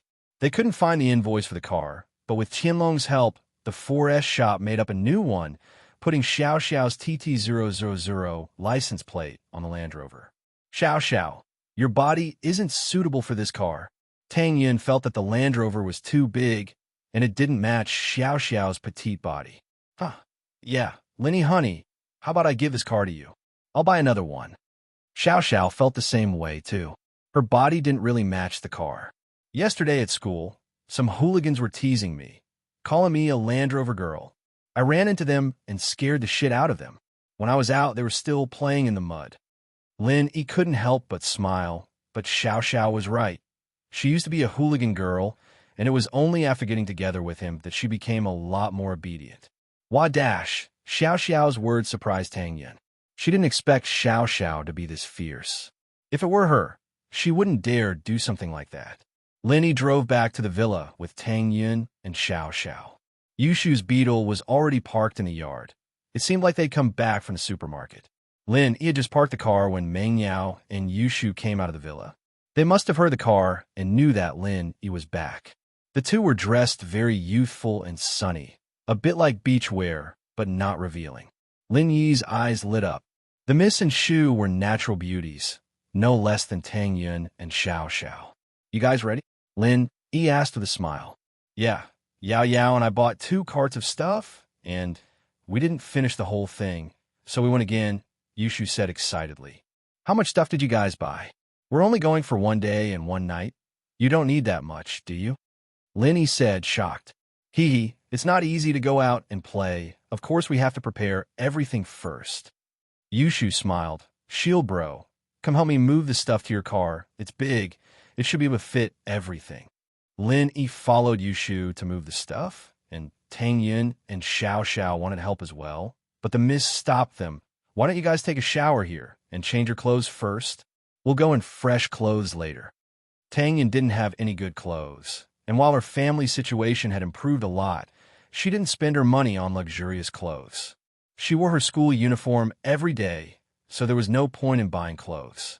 Today, she only wore a normal shirt and a pair of jeans for the product launch. Compared to Meng Yao, it was a lot more normal. I didn't bring a change of clothes. Tang Yun was a little tempted. It wasn't convenient to take a shower in the hospital, and while there was hot water, it wasn't her house, and her parents were there. Tang Yun was a little embarrassed. Chapter 1138. Tang Yun's inferiority complex. Tang Yun couldn't accept Meng Yao's change. She had always treated Meng Yao as her rival in love, and she was always on guard against her. Even if Meng Yao got closer to her recently, she still didn't let her guard down. Tang Yun was a kind person, and she was afraid that Meng Yao had ulterior motives for being nice to her. She was afraid that she wouldn't be able to resist when they fought for Lin Yi. But Tang Yun was afraid that she was overthinking it. What if Meng Yao didn't mean it that way, and she just wanted to be friends with her? Of course not. Tang Yun shook her head. How could she reject Meng Yao when she said it like that? Lin Yi came to the beetle and saw that it was filled with all kinds of things. Some were in bags, and some were in boxes. There were a lot of things. What are these? Lin Yi pointed at a bag and asked curiously. Face masks, Yushu said. Huh? Face masks? Lin Yi's eyes widened. The internet said that the wind is strong at night, so in order to protect the skin, we need to use face masks, Yushu said. Lin Yi was speechless, but he didn't say anything else. If Yushu said it was useful, then so be it. With the space of the rover, it was more than enough to store all these things. Lin Yi began to move the things out one by one and put them into the rover's trunk. Tang Yun looked at the bathroom, the luxurious marble floor, the exquisite white bathtub, and all kinds of unknown skincare products. Tang Yun couldn't help but sigh. She thought that her new house was good enough, but when she came to the villa, she realized that her house was just ordinary. But these bottles and cans of high-end products, only a rich young miss like Meng Yao could afford them. Tang Yun couldn't help but worry. Although she was invincible now, what about in the future? In another 10 or 20 years, his skin wouldn't be as good as Meng Yao's and Shu's. They'd been taking care of their skin for a long time, and he'd lost at the starting line. However, with Tang Yun's current family situation, they couldn't afford these things. Tang Yun sighed. This was the first time she felt the importance of money. Although she didn't have money before, she didn't have such a strong feeling. The bathtub was very clean, and it was obvious that only Meng Yao and Yushu had used it before. Tang Yun didn't mind since they were both clean people. It was good enough that they didn't mind her. She turned on the hot water and laid in the bathtub. She was going to university soon, and she couldn't just study like she did in high school. She had to become someone useful to Lin Yi. At the very least, she had to find a part-time job at his company. Not only could she earn some money, but she could also help Lin Yi take care of some things. Xiao Xiao had just showered in the morning. She lived alone, and it was very convenient for her to shower. She went back to the yard to help Lin Yi load the car after helping Tang Yun out. There were a lot of things, but with the four of them working together, it didn't take long to load everything onto the rover. There was a Ferrari parked not far from the villa, and Jiangwen and Tai Zhao were sitting inside. This Lin Yi guy, he's really enjoying the life of two women. He's got four beauties by his side. Jiangwen said sourly as he looked at the yard. Yushu's a troublemaker. It's fine if you don't want her, but if you marry her, you'll be screwed over by her. Tai Zhao comforted. You're right. That girl's too ferocious. I can't handle her. Her life might be in danger if I bring her back. Jiangwen nodded. Right? Did you buy the things you need? We'll try to impress Meng Yao when we get to the beach. I've already told Yang Ganglu to buy it. Don't worry, he's very smart, Tai Zhao said. Lin Yi, naturally, saw Jiangwen's Ferrari by the roadside. He found it funny, driving a sports car to the beach. Was he sick? Could the chassis of that car even drive to the beach? But Lin Yi wasn't that nice to remind them. Ming Yao, Yu Shu, and Xiao Xiao went back to the living room to wait for Tang Yan. Lin Yi followed them to watch TV in the living room. Not long after he sat down, his phone came in. It was Fatty Lai. "Hello, Fatty Lai. Is the conference over?" Lin Yi asked. "Boss, it's over. Don't worry," Fatty Lai said. "It's all thanks to you seeing through Zhang Gongzi's problem. Otherwise, the conference would have been in trouble. Did you find out who sent them?" Lin Yi knew who the mastermind was, but Lin Yi didn't want to waste too much time on the company. After this, Lin Yi planned to let Fatty Lai and Kong Xiaobo handle it. "There's some clues. It's probably sent by our competitor, Dr. Kang's medical company. According to our employees, someone recognized Dr. Kang's grandson, Kong Ming, at the conference and met with Direwolf," Fatty Lai said. "Then what do you want to do?" Lin Yi asked back. "Boss, our current strength isn't enough for us to take revenge on Miracle Dr. Kang's medical company, and we don't have the energy to do so. What I'm saying is that we should write this down and talk about it in the future," Fatty Lai said carefully. "Okay, we'll do as you say." Lin Yi felt that Fatty Lai's idea was right. The company had just been established, and they didn't have the time to fight with competitors. If they had the time, they might as well spend it on marketing. "Okay." Fatty Lai sighed in relief and smiled bitterly. "Boss, there's one more thing. After the conference, the orders we received were much bigger than we expected. It's very different from what we expected. At first, we only planned to sell the goods in the province and also in the neighboring provinces.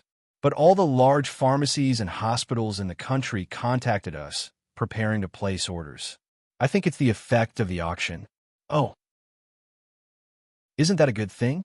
Lin Yi didn't expect the injury medicine to be so popular. Lin Yi thought that the Songshan First School's poisoning incident would only affect the province, and the initial orders wouldn't be that big. "It's a good thing, but first of all, our production is limited. The factory and equipment can only supply 2 to 3 provinces, and that's the initial supply. If the market responds well, the distributors will increase their orders, and our production will be severely lacking," Fatty Lai explained. Chapter 1139. Won't let you suffer. Secondly, our sales network is not good. My trading company only has corresponding trading companies in the province and neighboring provinces. My initial plan was to slowly expand outwards and steadily expand the scope of business and sales. But the current situation has exceeded our expectations. "Then what should we do?" Lin Yi asked. He didn't know much about business. He could deal with competitors, but sales was a far cry. "First, we need to expand our production and find a way to get loans to repair our factories," Fatty Lai said. "Second, we need to expand our sales channels and set up branches in major cities. But that requires a lot of capital and management problems. If we set up multiple branches at once, the management system won't be able to keep up and will end up in chaos." "Oh, can't we just send the goods directly from the headquarters without setting up branches?" Lin Yi asked. "Yes, but the consequences might be even more serious. Without a local branch to coordinate and supervise, there might be random price increases, random price reductions, hoarding, trading, etc. It'll have a huge impact on our company's reputation." Fatty Lai knew the consequences very well, so he was very worried. "I say, Fatty Lai, you know I'm not good at business. Why are you asking me? Just tell me if you have any good suggestions." Lin Yi didn't know whether to laugh or cry. "Are you trying to scare me?" "My suggestion is to work with a company with a complete sales channel, but this company must be reliable and trustworthy. Otherwise, if our sales channel is in their hands, they might take over and take over. That's not something we want to see," Fatty Lai said. "All right, we'll do as you say." Lin Yi nodded. "But, boss, I haven't thought about the company yet. The business world is like a battlefield. How can there be friends forever?" Fatty Lai smiled bitterly. "I can't think of a suitable one at the moment. That's why I called you to discuss it, boss." Let me see." Lin Yi smiled bitterly. Lin Yi only knew a limited number of entrepreneurs. Other than Pingzhan, there weren't any other companies in Songshan that he was friendly with. "All right, I'll think about the loan and funding first. Fatty Lie was just asking. If Lin Yi really didn't have a solution, he'd have to use the contract to control the sales company. However, this kind of mutual suspicion of cooperation was not a long-term solution. It could not achieve the greatest win-win situation. Not long after Lin Yi hung up, his phone rang again.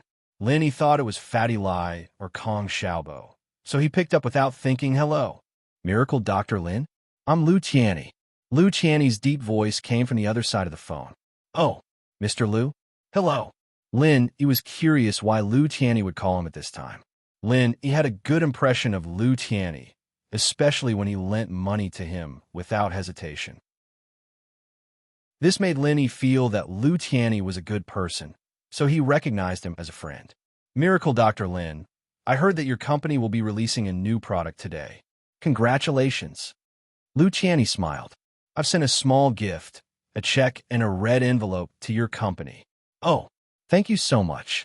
Lin Yi didn't expect Lu Qianni to send a gift. Lin Yi was a little surprised, but since Lu Qianni was showing his goodwill, Lin Yi didn't need to slap him in the face.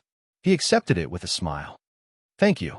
I wanted to come personally to congratulate you, but considering that it's a new product launch and not an opening ceremony, I didn't go. Lu Qianni said carefully. Lu Qianni, Lu Tianli, and the old man had discussed for a long time about whether or not House Lu should send someone to attend the launch. In the end, it was Lu Jinghan who suggested not to attend, but to give a red envelope. That got the old man's approval. After all, House Lu wanted to get on Lin Yi's good side and build a long-term friendship with Lin Yi. They were planning to give House Lu's business channels to Lin Yi for free. If they showed up at the auction, it would look like they were too proactive, as if they were planning something. That wouldn't be good. After all, Lin Yi hadn't agreed to House Lu's business channels yet. From the looks of it, Lin Yi was quite happy with House Lu's red envelope. Lu Tianni, on the other hand, let out a breath of relief. It's good that the thought is there. Lin Yi smiled. All right, Mr. Lu, I have something to ask you. Please go ahead, Miracle Dr. Lin. What's there to ask? I'll tell you everything you want to know. Lu Qianni said quickly. It's like this. My medicine company wants to set up some branches and sales channels all over the country, but our main focus is on expanding the factory and increasing production. We don't have the time to set up sales channels. I want to find a reliable partner to be in charge of sales. Lin Yi told Lu Qianni about Fatty Lie's suggestion. Lu Qianni definitely had more contacts than Lin Yi. Oh, you want to find a partner to be in charge of sales channels? Lu Qianni was surprised and happy. House Lu had the same idea. They didn't know how to ask Lin Yi, but Lin Yi made this request first. How could Lu Qianni not be happy? Lu Qianni quickly said after the surprise, Miracle Dr. Lin, House Lu is a business family. If you don't mind, we can let you use our channels for free. And the management side can be managed by your side. We don't participate in the decision-making, only the operations. We won't take a single cent of the profits, but you'll have to take care of the staff's expenses. Haha. Mr. Lu, are you serious? Lu Tianni's words surprised Lin Yi. Lin Yi didn't expect Lu Qianni to recommend himself and give such a good deal. Not only did it dispel Fatty Lie's worries, House Lu didn't want a single cent of the profits. Of course, Lin Yi understood Lin Yi's intentions. House Lu probably saw his potential and wanted to use this opportunity to get on his good side. Of course I'm serious. Lu Qianni smiled. Miracle Dr. Lin, when have I ever joked? I really want to do something for you. Lu Qianni, maybe a small fry in your eyes, but Lu Qianni, truly see you as a friend and savior. Chapter 1140. Behind the scenes this. Lu Qianni couldn't be any more excited. That was the pill of life extension and toxin cleansing. One pill was worth 300 to 400 million.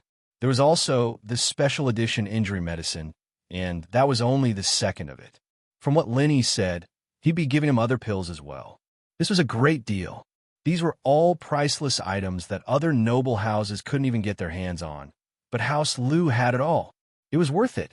His niece's suggestion was great. Being a follower was amazing. No wonder Fatty Lie was so arrogant. There were so many benefits. Miracle Dr. Lin, I won't decline then. You can use our Liu family's resources as you please. Liu Tianyi took a deep breath and forced himself to be calm. He was really too happy. All right then, you contact Fatty Lai and discuss the specifics. I'm just a boss who doesn't have to do anything. I don't know much about these things. Lin Yi smiled. As for Liu Tianyi, Lin Yi was still in the testing phase. He couldn't trust him as much as Fatty Lai, so he only gave him some benefits. If he really wanted to follow him wholeheartedly, then Lin Yi wouldn't mind giving him more benefits. Liu Tianyi hung up and let out a long sigh of relief. It seemed that Lin Yi had a good impression of House Liu, and he was slowly accepting him. Jing'an had suggested that House Liu be under Lin Yi's wing and become Lin Yi's follower. Liu Tianyi had agreed, but that was for the sake of the big picture. He couldn't accept it from a personal point of view. But now, Liu Tianyi truly felt that this follower was a great person. He could get those supreme grade pills right from the start. Wouldn't he be able to get even better things in the future?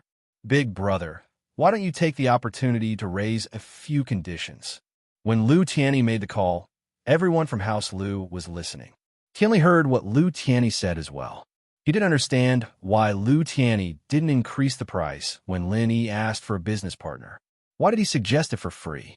Wasn't that stupid? If the Liu family was in a hurry to find Lin Yi to be the sales agent, then the Liu family would suffer a little loss. The problem now was that Lin Yi took the initiative to find a business partner. Then why would the Liu family suffer a loss? Conditions? What are your conditions? Seeing that his brother was so short-sighted, Liu Tianyi decided to hide Lin Yi's report and asked, pretending to be ignorant. Big brother, if our Liu family had taken the initiative to ask Lin Yi to be the sales agent, then it wouldn't be a big deal for us to suffer a little loss. But the problem now is that Lin Yi took the initiative to look for us. Why would we take the loss and not ask for anything in return? Tianli frowned.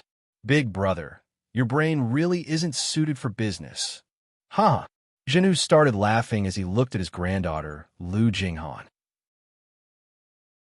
Jing, tell me, between your uncle and your father, who's right? Dad, uncle really isn't suited for business. Jinghan's words made Tianli smile. His daughter was still on his side, but hearing the second half of her sentence, Tianli's face changed. But Dad, your brain is only suited for pure business. What do you mean? Tianli frowned. He didn't quite understand what his daughter meant, but he knew that it wasn't anything good. Jing is right. Tianli, you're only suited for pure business. Jinhu smiled. As far as you're concerned, from a business perspective, our Liu family has taken a loss this time. But from a long-term emotional investment, our Liu family has gained Lin Yi's approval. That, Tianli hesitated. He couldn't deny that his father was right, but his vision was still limited to a normal businessman, not a successful entrepreneur. Plus, I'm guessing that Lin Yi must have given us some benefits. Am I right, uncle? Jingyan's eyes turned to Liu Tianyi. Haha, Jing is very smart. That's right, Lin Yi did give us some benefits. Liu Tianyi smiled. He didn't expect his niece to hit the nail on the head. Big brother, Lin Yi gave us benefits? Then why didn't you say anything? Tianli paused. Big brother, what did Lin Yi promise us? Lin Yi promised us some pills every year in return, including the pill of life extension and toxin cleansing and the special edition injury medicine. Do you think House Liu got anything in return this time? Liu Tianyi smiled. Pill of life extension and toxin cleansing? Just this one pill is enough for us to pay the price. And every year at that. This is so worth it. It's even better than the channel fees. Tianli smiled brightly upon hearing Liu Tianyi's words. The pill of life extension and toxin cleansing was a priceless item, and House Liu could get one every year. Wasn't that too awesome? If they couldn't use it themselves, they could sell it to a noble house they were on good terms with, and that would be their bargaining chip. Tianli nodded deeply at the thought. Big brother, you're the best. Lin Yi wouldn't have agreed to our benefits if we'd taken the chance to ask for something this time. Tianli, you're actually quite a talented person in the family business, but if we want to push House Liu to the top, we still have to rely on Jing. It's just that. Jing will have to get married sooner or later. Lu Tianyi sighed. Boys and girls were the same for normal families, but for noble houses, they placed more emphasis on boys. After all, only boys could carry on the family line, and the noble house wouldn't change its surname. Girls, on the other hand, were different. After they got married, their children would have to follow a different surname unless they married into the family. I'm not getting married. I want to stay by Grandpa's side, Jinghan said, a little embarrassed. Girls have to get married eventually. How can they not get married? Tianli glared at his daughter. Although his daughter not getting married would maximize House Lu's benefits, watching his daughter grow old alone wasn't what a father wanted. Jinghan stuck out her tongue, revealing the weird side of a little girl. She was just a kid after all. She was good at business, and she was smart, too, but she was still young. She liked things that normal girls liked. I think we should let Jing be in charge of the collaboration with Lin Yi this time. Lu Tianyi was afraid that his brother's mind would go haywire again, and if he offended Lin Yi, it wouldn't be worth it. Chapter 1141. Chapter 1139. Sorry, back when Lu Jinghan helped Tianli manage the company, she was always behind the scenes. Everyone thought that it was because of Tianli, but not many people knew that it was because of Lu Jinghan. Of course, those noble houses knew about this. That's good. Tianli, be careful. Don't offend Lin Yi. Zhenhu said, Jing won't show up now, but she might be useful in the future. Lu Jingyan's face reddened slightly. Her grandpa's words told her that her thoughts were seen through. Indeed, she wanted to approach Lin Yi with another identity, because she was curious about Lin Yi. She wanted to get to know him privately and see what kind of person he was. Lu Jinghan was very confused. How did this person survive until now? House Yu, House Zhao, and House Pai, all three hidden noble houses were offended, and yet Lin Yi was still alive and kicking. This was the first person of the opposite sex that Lu Jinghan was curious about. Lu Jinghan was a smart girl.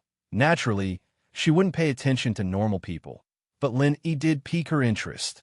Of course, this interest didn't mean that she liked Lin Yi. Jinghan was just curious about him. Tianli didn't understand what his father meant. He thought that his father wanted to use his daughter as a trump card, pushing her out at a critical moment. Lu Tianyi, on the other hand, was deep in thought as he looked at his niece. She was growing up to be one of the top beauties in the noble houses. Although Lu Tianyi thought of something, he didn't say anything in the end. There were some things that the old man would naturally plan. He didn't need to say anything. Sometimes the old man and Lu Jinghan understood things better than Lu Tianyi. Lin Yi hung up the call with Lu Tianyi. He was about to call Fatty Lai and tell him about this, but when he turned around, he saw Tang Yin walking down the stairs with only a towel wrapped around her. Yao, where are my clothes? Tang Yin was upstairs, and after taking a shower, she realized that Meng Yao and Yushu weren't there. Meng Yao didn't prepare any clothes for her to change into, and she couldn't just go through their wardrobes. She thought that Lin Yi was moving things outside, and there were only girls in the villa, so a towel wouldn't matter, but she didn't expect Lin Yi to be here as well. Tang Yin was standing on the stairs with nothing on, only a towel. From Lin Yi's angle, he could see everything under Tang Yin's body. Lin Yi couldn't help but feel his breath quicken. When he was with Tang Yin, the most intimate thing they did was to hold hands and kiss her cheeks. But now that he saw Tang Yin naked, his heart started beating faster. Tang Yin came downstairs and saw Lin Yi's weird expression. She followed his gaze and blushed. She panicked and screamed. She turned around and wanted to run upstairs, but in her haste, she stepped on the towel and dropped it. Tang Yin was in a vacuum. Lin Yi didn't know what was going on, but he didn't know what was going on. Tang Yin didn't know what was going on. Wow. Tang Yin sis is so fierce. Don't tell me you want to play 5P with us. Yushu's eyes widened as she looked at Tang Yun's bare chest, and then looked at herself. She muttered to herself, and it's still not as big as mine, but it's bigger than Yao sis. Tang Yun was already embarrassed enough, and after hearing Yushu's words, she felt even more embarrassed. She wanted to bend down to pick up the towel, but the moment she bent down, her whole body froze. She was thinking that if she bent down with her back facing Lin, he wouldn't her, but be facing Lin. Didn't that mean that he had seen everything? Thinking of this, Tang Yun was even more embarrassed, and her hand stopped picking up the towel. She wanted to rush upstairs to avoid any more embarrassment. But the more she wanted to run up, the more problems occurred in her panic. She stepped on the towel again, and her body tilted, sliding down the stairs. A dash, Tang Yun screamed. She didn't think that she would be so unlucky, slipping down again. This was bad. If she fell down, even if her bones weren't broken, her body would be bruised. Tang Yun closed her eyes and didn't dare to open them again. Everything happened in a split second. Although Lin Yi's heart was racing, he reacted the moment he saw Tang Yun fall down. He quickly ran up the stairs and caught Tang Yun. Oh, Shield Bro is so amazing. I don't have to worry about falling down the stairs anymore. Yushu clapped. Meng Yao didn't know what to say, but Yushu was telling the truth. There was one time before Lin Yi came, when Yushu was showering upstairs when a cartoon came on. Meng Yao called her over to watch it, and Yushu didn't even wipe herself clean before running downstairs. She fell down the stairs, but swollen up, and she only went to school after a couple of days of lying in bed at home. Yushu's face was swollen. Tang Yun thought that she would fall down for sure, but Lin Yi caught her at the critical moment. Tang Yun was both embarrassed and happy. Embarrassed that she wasn't wearing anything, and she was still naked. Happy that Lin Yi caught her. Meng Yao and Xiao Xiao both breathed out in relief. They were about to leave, and they didn't want anything to happen to Tang Yun. Meng Yao respected Tang Yun's love for Lin Yi, as well as her generosity in accepting Xiao Xiao. She felt that it was too petty of her to be enemies with Tang Yun, and so she started to worry about Tang Yun.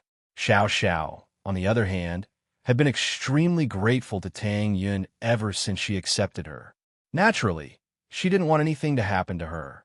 Yushu, on the other hand, looked at Tang Yun in Lin Yi's arms and asked with a sly smile, Tang Yun sis, does it feel good to have Shield Bro touch your boobs? Tang Yun froze. She realized that Lin Yi's hand was on her chest. She struggled subconsciously, trying to get Lin Yi to let go of her. Lin Yi, on the other hand, realized that he was holding something soft in his hand. He didn't realize it in his rush. Lin Yi regretted it. He would have touched it properly if he knew this was going to happen. He didn't feel anything yet, so he had to let go. Lin Yi laughed dryly and let go, putting Tang Yun on the sofa. He said awkwardly, I'm sorry, I didn't notice in the rush. Yao Yao, get some clothes for Tang Yun. I'll turn around first. Chapter 1142. Humbly asking for advice, Yao Yao, where's my clothes? Tang Yun let out a breath of relief when she saw Lin Yi turn around. She didn't mind Lin Yi looking at her, but not in a situation like this. She was naked in front of Meng Yao, Yushu, and Xiao Xiao. She'd rather die of embarrassment than let Lin Yi see her naked body. Tang Yun sis, why are you so shy? Don't you do it with Shield Bro all the time? Yushu didn't let it go as she giggled. Tang Yun almost died of embarrassment when she heard Yushu's words. She didn't think that she would let Yushu use it as an excuse when she was arguing with Meng Yao. Meng Yao smiled when she saw Tang Yun's face turn as red as an apple. It seemed like there really wasn't anything going on between her and Lin Yi. At the very least, their relationship was similar to hers and Shu's. With that thought, Meng Yao couldn't help but feel relieved. She scolded Shu, Shu, don't cause trouble here. I'll tear your mouth apart if you talk nonsense again. Oh, Yushu subconsciously touched her mouth, not daring to talk nonsense anymore. She turned to Lin Yi.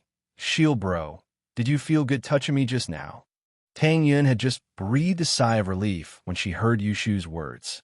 She was about to stand up and get dressed with Meng Yao when she heard Yushu's words. She almost tripped and fell to the ground.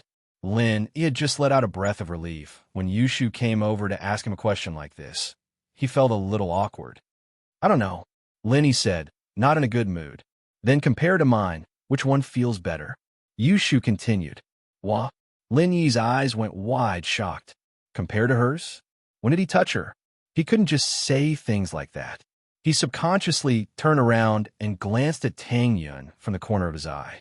As for Tang Yun, she heard Yushu's words and subconsciously slowed down to look at Lin Yi's direction. Their eyes met, and Tang Yun was instantly embarrassed. She hadn't put on her clothes yet, and she was standing in the living room naked. Meng Yao couldn't stand it anymore. "Shu, stop it." "Oh." Yushu finally shut her mouth, a little unwilling to give up. Tang Yun sighed in relief after she went upstairs. She patted her chest. "This day, I was scared to death. Shu is just like that. Don't take it to heart. You'll get used to it. She's not a bad person, and she likes to joke around with people. Actually, she always teases me in front of Lin Yi." Meng Yao smiled as she looked at Tang Yun's breasts. They were indeed much bigger than hers. She didn't remember Tang Yun being this big before. Meng Yao felt a little envious at the thought. "I know she's not a bad person." Tang Yun nodded. "She's quite cute." Meng Yao opened the wardrobe after entering the changing room. She turned to Tang Yun. "You can choose any one of them. I'll go get your underwear." "Ah, so many." Tang Yun felt dizzy. The wardrobe was filled with all kinds of clothes. Tang Yun never thought that a girl could have so many beautiful clothes. She was like a princess in a fairy tale. "Tang Yun, what cup size bra do you wear?" Underwear and underwear were the same, but the size of the bra was different. Meng Yao asked when she got the bra. "I wear D cup," Tang Yun said embarrassedly. "Mine is only B. You probably won't be able to wear it." Meng Yao looked at Tang Yun's breasts enviously. "I don't remember you being this big before." Tang Yun blushed. She wasn't this big before, but it was barely AC. She saw that Shu's breasts were bigger, so she started drinking papaya milk every day. She also massaged her breasts, and that's how they got bigger. She was at the age of puberty, so it wasn't strange for her to get this effect so quickly. Or, why are they so big now? Meng Yao couldn't help but ask. "I don't remember. They were this big before." Tang Yun was startled. She didn't expect Meng Yao to see through her. She felt a little embarrassed. She stuttered. "I was shocked by you and Shu last time, so I drank papaya milk every day and massaged them. They really got bigger. Ugh. Is this really effective?" Meng Yao's heart skipped a beat. "And it's effective." Tang Yun saw through Meng Yao's thoughts. She blushed. "You can try." Meng Yao didn't hide it anymore. Tang Yun saw through her thoughts. "Then, I'll try as well, but why should I wear a bra now?" Tang Yun was a little speechless. She couldn't just stand there naked all the time. Could she? Shoes won't work either. She's at least FG. Meng Yao said hatefully. "Why don't you wear the one from before? I left it in the washing machine. I'll go get it for you." And Tang Yun nodded. She quickly put on her underwear. At least she wasn't completely naked. It gave her some sense of security. Meng Yao took Tang Yun's old bra back and gave it to Tang Yun. After Tang Yun put it on, she started helping Tang Yun choose her clothes. Tang Yun was very shy at first, but under Meng Yao's instigation, Tang Yun tried on the clothes one after the other. Lin Yi waited until Tang Yun went upstairs before turning around to see Yushu and Xiao Xiao tiptoeing up the stairs. He immediately stopped them. "Stop messing around and sit down. Otherwise, I won't bring you guys later." Oh, Yushu wanted to go upstairs to watch the show, but Lin Yi caught her. She had to give up. Xiao Xiao was going to watch the show with Yushu anyway. It was fine if she didn't go. After a while, footsteps came from the stairs. Everyone looked up to see Tang Yun and Meng Yao coming downstairs. Tang Yun was wearing a bright yellow t-shirt that was tied up at the waist. She had on a pair of shorts, and she had a pair of sunglasses on. She looked like a beach girl. She looked pretty much the same as Meng Yao and Yushu. Lin Yi knew that Tang Yun wasn't any worse than Meng Yao and Yushu, but Lin Yi's eyes still lit up when she dressed up. "What do you think, Lin Yi? Tang Yun is pretty, right?" Meng Yao was a little pleased. This was her masterpiece. Chapter 1143. The car leaks as long as they didn't fight. Lin Yi would be able to continue living in the villa peacefully. As for his relationship with the Miss and Shu, Lin Yi hadn't considered it yet. He just let it be. Lin Yi didn't know if he was still their follower and bodyguard. If he remembered correctly, Lin Yi had already resigned from Pengzhang last time, And the only reason he was staying was because of a promise he'd made to Yushu, more or less, as a friend. Why are you thanking me? I have more clothes than I can wear anyways. Let's all wear them together in the future, or it'll be a waste. Mingyao said faintly. Lin Yi smiled. The miss was always like that. She was nice to people, but she didn't care. She was helping people, but she didn't care. It was quite interesting. Let's go then. I can't wait. Xiao Xiao said anxiously. Yeah, let's go. Lin Yi nodded. The five of them left the villa, and Ming Yao told General Wei Wu to look after the place before locking the door. As for who should sit in the front passenger seat, the Miss, Shu, and Tang Yun tacitly gave it to Xiao Xiao. They knew Xiao Xiao's situation very well, and this trip was to fulfill one of Xiao Xiao's wishes, so their goal was to make Xiao Xiao happy. Even Shu didn't want to fight with her over it. Lin Yi's Rover drove in front, and Jiang Wen's Ferrari followed behind. At the back was Gong Lo's Audi Q7. They didn't avoid it, following behind as if they were really in the same car. Yao Yao, Jiang Wen's car is following us. Yushu looked behind and said to Ming Yao, I see them. Let them be. The miss frowned and didn't say anything. Lenny, honey, pick the dirt road later. If they drive a sports car, we'll kill them. Xiao Xiao humphed. I was just about to say it. Yushu said. Lenny smiled, turned the steering wheel, and picked the worst dirt road in Songshan that led to the beach. There were very few cars on this road. Only agricultural vehicles would use this road to sell vegetables in the morning and evening. The rest of the vehicles were cargo vehicles that were not allowed to use the main road. This road was the kind that would become a road if it was used too much. There was no official maintenance, so naturally, the road condition was very bad. This wasn't a problem for an off-road vehicle like the Rover, but for Jiang Wen's sports car, it was a bit of a struggle. Big brother, why is this road so bad? I can't keep up. Tai Zhao complained to Jiang Wen as the road got more and more difficult. I'll let you drive if the road is bad. If the road is good, I'll drive it myself. Weren't you the king of Songshan's underground racetrack? Why are you dropping the ball now? Jiang Wen glared at him. Hurry up, don't lose them. This is a golden opportunity for me to hit on girls. Don't let it go to waste. Yes. Tai Zhao had no choice but to keep driving. The road was really hard, even harder for a sports car. They're still following us. Xiao Xiao was a bit surprised. How was Jiang Wen still able to keep up at this speed? That driver, Tai Zhao, is probably a master. He's picking the smooth roads to drive in an S shape, so he should be able to keep up for now. Lin Yi had been observing the cars behind them. Tai Zhao was barely able to keep up, but it was very hard for him. Gotcha! Tai Zhao stopped the car with a bitter look on his face.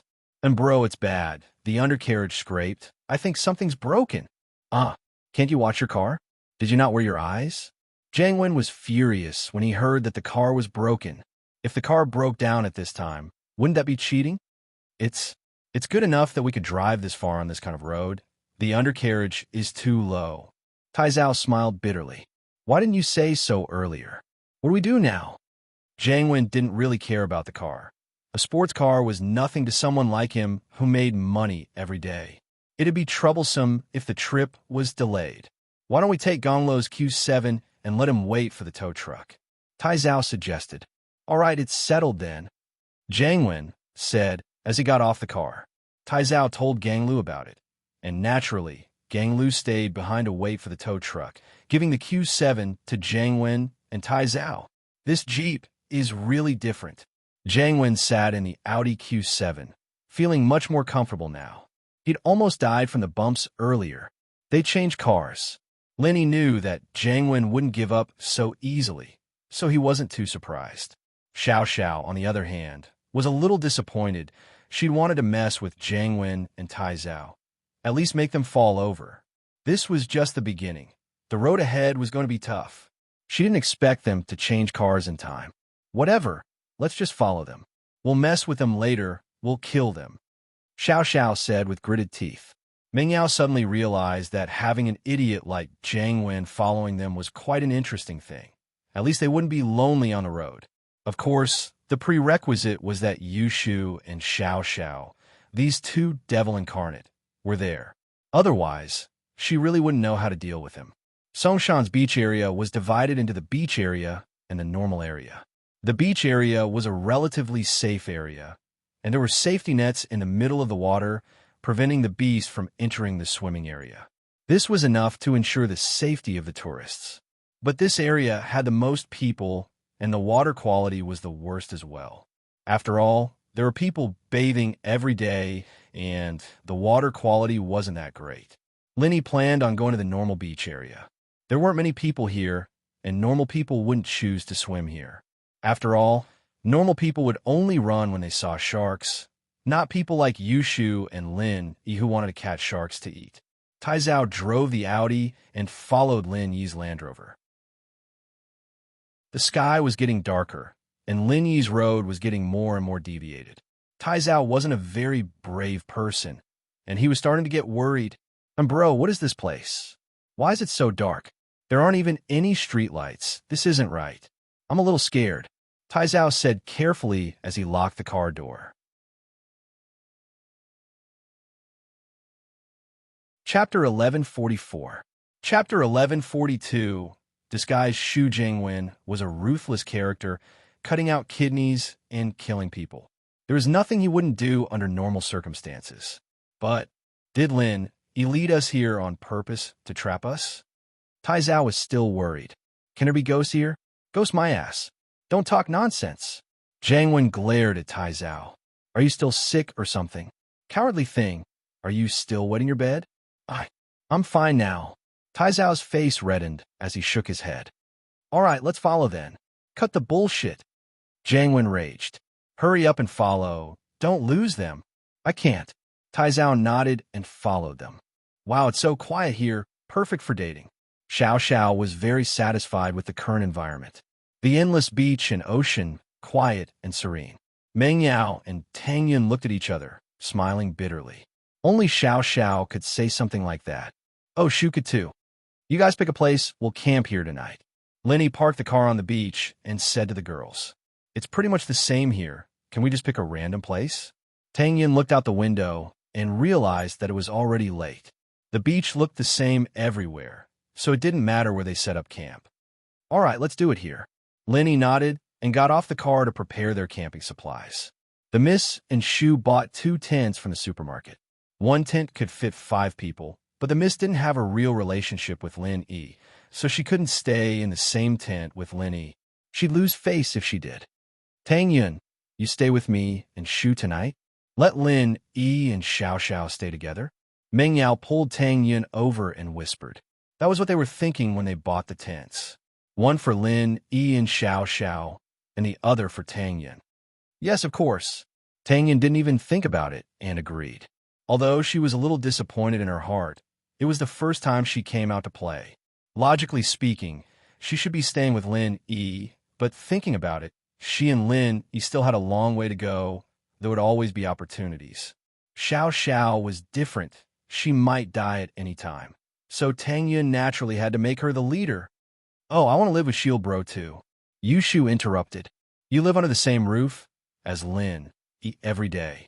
What are you doing here? Go get the tent. Meng Yao glared at Shu, feeling embarrassed. Oh, Yushu turned around to get the tent ready. The 2 tents were placed quite far away from each other, and Meng Yao found it strange. Shu, why did you put the tents so far away from each other?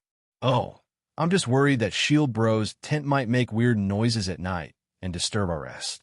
Yushu said. Broken mouth Shu, what nonsense are you talking about? That's not what you said just now. Xiao Xiao's face went red as she glared at Yushu, flustered. You just said that you guys don't want to play poker at night and disturb us. Yeah, I don't want to disturb your XX. Yushu nodded matter-of-factly. Meng Yao and Tang Yun looked at each other, not sure if they should cry or laugh. These two really were a perfect match, working together when there were enemies, fighting each other when there weren't any. Bullshit. Xiao Xiao's face was red. I'm not bullshitting. I know exactly what you're thinking, Yushu said. How do you know? You're not a parasite in my stomach, Xiao Xiao retorted. Because we're similar, I can imitate you. I'm fake Shu, Yushu said.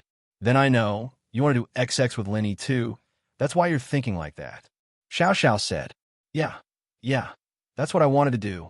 I want to play 3P2. Yushu said, all right then, I want to do it too. Xiao Xiao said, why don't you come tonight and play 3P with us? Meng Yao and Tang Yin saw that the two were getting more and more out of control and quickly stopped them from continuing. Shoo, Xiao Xiao. The two yelled at each of them. Can't you guys be more serious? Don't study these random things. Meng Yao didn't know whether to laugh or cry.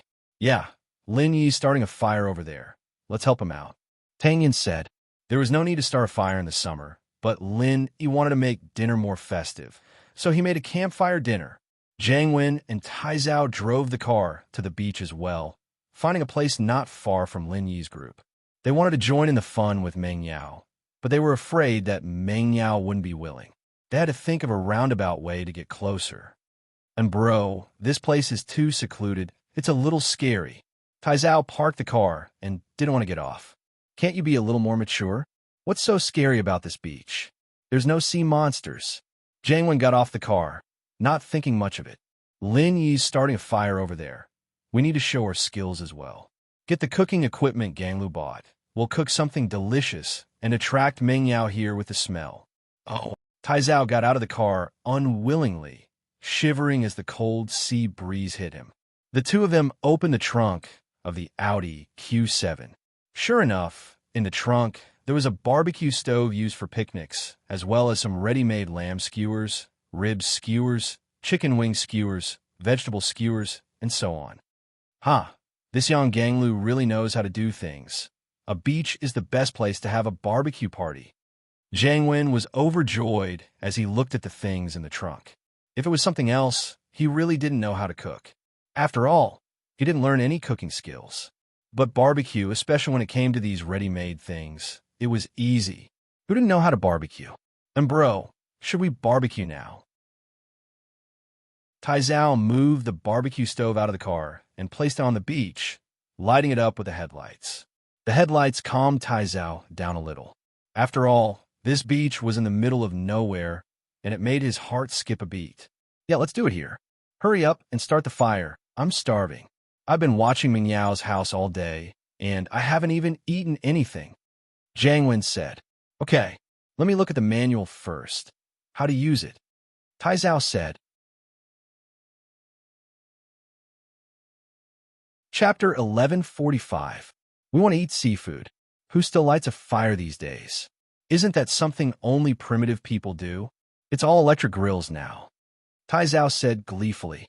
Look at Lin Yi starting a fire over there like an idiot. It's not environmentally friendly at all, and it's easy to burn himself. Fuck, you idiot. There's no electricity in the middle of nowhere. You didn't buy one that plugs in, did you? Jiang Wen panicked a little. Ganglu shouldn't have made such a stupid mistake. Tai Zhao started sweating at Jiang Wen's words. Yeah, there was no electricity in the middle of nowhere. Was this a joke? Then what's going on? Don't tell me it doesn't need to be plugged in. Jiang Wen was pissed. And bro, this is solar-powered. You don't have to use electricity.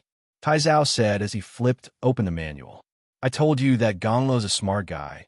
He wouldn't make a stupid mistake like that. Sun my ass, where's the sun? Why don't you ask him to buy one that's powered by the moon? Jiang Wen was even more pissed. What the hell was this? Solar-powered. And bro, calm down. I'll call Ganglu right now and see what's going on. Tai Zhao wiped the cold sweat off his forehead. What the hell was with this Ganglu? Why did he buy such a stupid thing? Ask him then. Jiang Wen waved his hand, troubled. Ganglu, what's wrong with you? Why did you buy a solar-powered grill? Where's the sun at night? What are you expecting bro and I to do with it? Tai Zhao scolded Ganglu right to his face. Tai Zhao bro, this is the latest high-tech product, an upgraded version of the 3-in-1. It's the best-selling model right now. Ganglu said, a little wronged. Not only can it be powered by the sun, but you can also do it by hand, and you can connect it to the cigarette lighter in the car. Is that so? Why didn't you say so earlier? You scare me. Tai Zhao breathed out in relief upon hearing that it could be powered by hand in a car. How's in bro's sports car? I'm in the workshop. I'm repairing it. Yang Ganglu said. All right, you can repair it first. I'm going to barbecue with Big Brother, and Tai Zhao hung up the phone and turned to Jiang Wen. And bro, this grill isn't just solar-powered. You can also use your hands to start the grill and get electricity from the cigarette lighter. I see. I've wronged Ganglu then. This is good stuff. Hurry up and put it in the car. I'm going to barbecue. Jangwon was delighted. Sure enough, after the barbecue grill was inserted into the car, it heated up and even shone with a colorful light. It was very beautiful. Taizao put the meat skewers and chicken wings on the grill and started grilling them, filling the air with the aroma of barbecue. You roast it first. I'll go get Meng Yao and the others. With that, Jangwon walked over to Lin Yi's side and turned to Meng Yao, who was going to help Lin Yi. Yao Yao, you guys are here too? We're having a barbecue over there. Do you want to join us? What do you like to eat? I'll get Taizao to make some for you. Meng Yao frowned. She thought that Jangwon would wait a while before coming to talk to them. But Jangwon came right after they'd settled down. We prepared our own food. You guys eat yourself. Thanks for the offer. Meng Yao said indifferently. Ha, it's fine. It's just the two of us. We've prepared a lot of food. Lamb skewers, pork skewers, vegetable skewers, chicken wing skewers. Jangwon said excitedly. Yao Yao, I don't want to eat seafood. Yushu interrupted Jangwon's words. Seafood? Jangwon paused. He'd looked at the meat skewers in the car. They were basically all beef, lamb, chicken, and alike. There wasn't any seafood. It's so nice to have a barbecue party at the beach. Why do we have to eat seafood? Of course we have to eat seafood at the beach. That's the mood, right?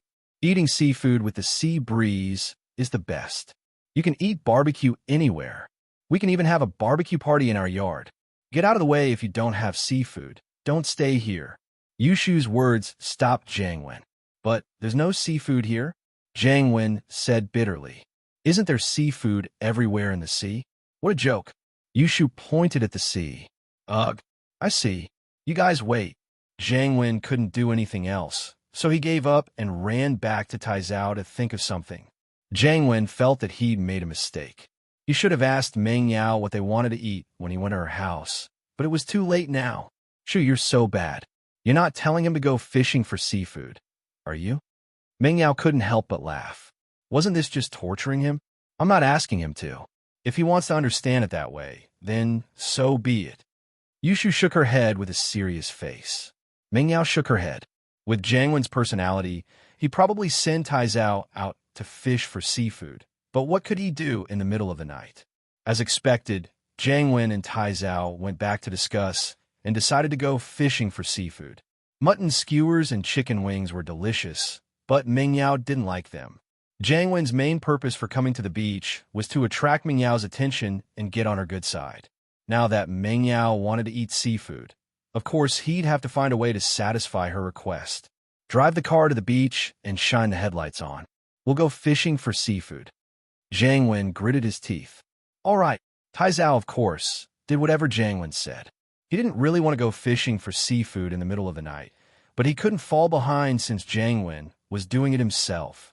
Jangwon and Taizao changed into swimming trunks and dove into the sea under the light of the headlights. But where were they supposed to get seafood in the dark? Not to mention at night, even during the day, it would be difficult to catch any seafood. If he wanted to get seafood, he had to go deeper into the sea, but the sea was dark and quiet at night. Jangwon might be brave, but he didn't dare go too deep into the sea. If he wasn't careful, he'd be looking for death. This wasn't a swimming area. It was a danger zone. Who knew what dangers lurked under the sea? Chapter 1146. You and yourself, and bro, how's it going over there? Taizao had been searching around for a long time, and not only did he not get much, he even cut his foot. He didn't know what he stepped on, but there was a cut on his foot. It's just clams and sea screws, nothing else. Jangwon said bitterly. This should be enough, right? I don't think we'll be able to get anything else. Taizao was freezing. It wasn't the middle of summer, and the sun wasn't that bright. The seawater was cold at night, and it didn't absorb much heat. He would have run out a long time ago if Jangwon wasn't there. That's true. Let's just leave this for now. It's enough for the two of us. We'll give it to that troublemaker girl, and Yao Yao first. I can't care about the others. Jangwon was a human, too, and he was freezing. Jangwon and Taizao got out of the water and realized that their harvest was pretty good.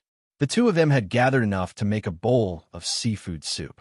And so, Jiang happily went to Meng Yao with a bowl of seafood. Yao Yao, I just got a lot of seafood. It's all fresh from the sea.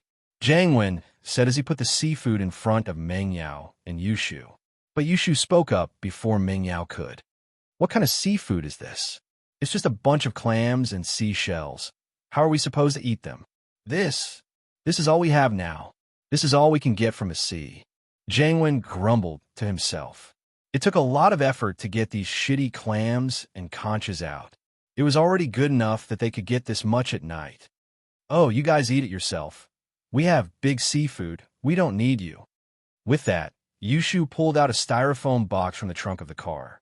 She opened it to reveal all sorts of seafood inside. Everything you could think of. Why? Jiang eyes went wide. Who says we have to go to the sea to eat seafood? You went there yourself. I didn't ask you to. Yushu rolled her eyes as she looked at Jiang in disdain. Jiang really wanted to scream. He'd been tricked again, but he couldn't do anything about it. What did it have to do with Yushu? The other party didn't even ask him to fish for it. He was thinking too much. Shield bro, let's barbecue seafood. Yushu ignored Jiang and happily brought a box of seafood to Lin Yi's fireplace. Lin Yi had already set up the grill and was ready to start cooking. Jiang stomped his feet angrily and went back with a small plate of sea snails and clams.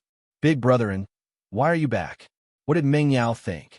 Are you touched that we went fishing for seafood in the middle of the night? Tai Zhao was quite far away and didn't hear the conversation. Touch my ass. Jiang wasn't angry anymore, but Tai Zhao brought it up again. They have seafood in boxes from the supermarket. Why we go fish for them? Idiots. Then why didn't they say anything? Tai Zhao blinked. He almost froze to death for nothing. Man, it's my fault for not asking.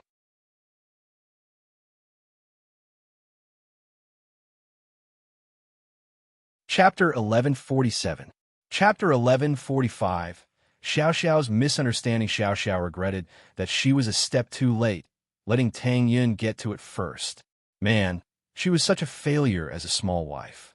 But she didn't want to be outdone. She followed Yushu to the car to get the drinks for Lin Yi.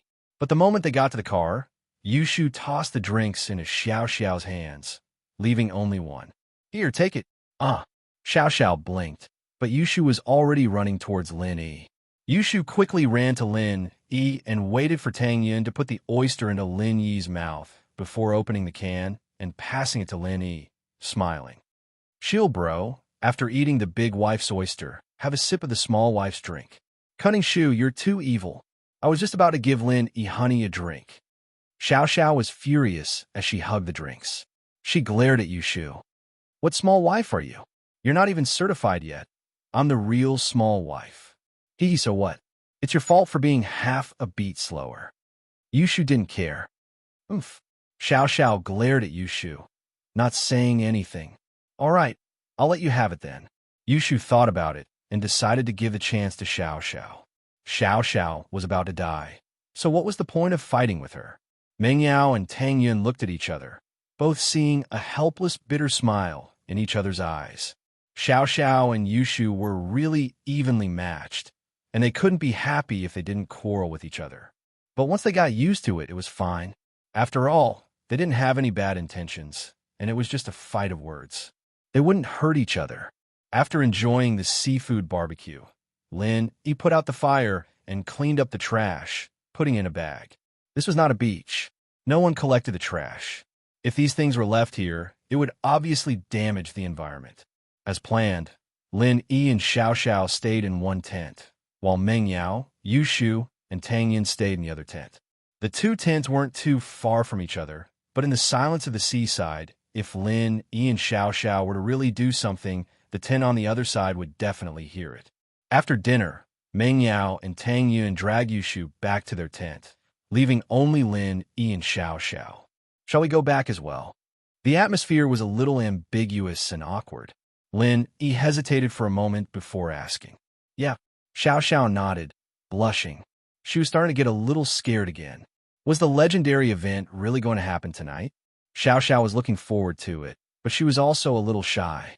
Since she had decided to be with Lin Yi, Xiao Xiao naturally treated Lin Yi as her first and last man, the only man in her life. Xiao Xiao's situation didn't allow her to hesitate. Once she made up her mind, she had to keep going. Other people might have the chance to break up, but Xiao Xiao didn't have the time. No one in her mother's family could escape the curse of fate. It had been like this for generations, and Xiao Xiao didn't think she'd be able to escape this at all. So, she had to be very, very careful when it came to choosing a partner. Once she made up her mind, there was no room for regret. Even so, being alone with Lin Yi in the tent, Xiao Xiao couldn't help but feel a little reserved. She might seem bold, but most girls would be hesitant and shy when it came to something like this. What's wrong? Lin Yi noticed that something was wrong with Xiao Xiao, too. She was acting like a punching bag as she followed him around. This wasn't the same Xiao Xiao from before, was it? It's nothing. Xiao Xiao was struggling in the depths of her heart. She kept asking herself, did she like Lin Yi or not? Was she with him because she wanted revenge, or had she really fallen in love with him? Xiao Xiao didn't have that much of a dilemma at first. From her perspective, it didn't matter if she was messing with Lin Yi or if she loved Lin Yi. As long as she slept with him, he'd care for her more, and he'd be even sadder when she died. But now that things had come to this, Xiao Xiao couldn't help but hesitate. After all, for every girl, the first time was very precious. Xiao Xiao's thoughts were just thoughts, but if she really did it, it'd be different. Huh? What? You're afraid I'll eat you up? Lin Yi joked, seeing the awkward atmosphere. But the listener didn't mean what he said. It was just a normal joke, and there wasn't much meaning behind it, but in Xiao Xiao's ears, it was full of different meanings. Normally, I'll eat you up wasn't a big deal, but the meaning behind it was a little ambiguous. If you really had to explain it, you could split it into 3 types. First, I'm hungry, and I want to eat you up. This was the original meaning.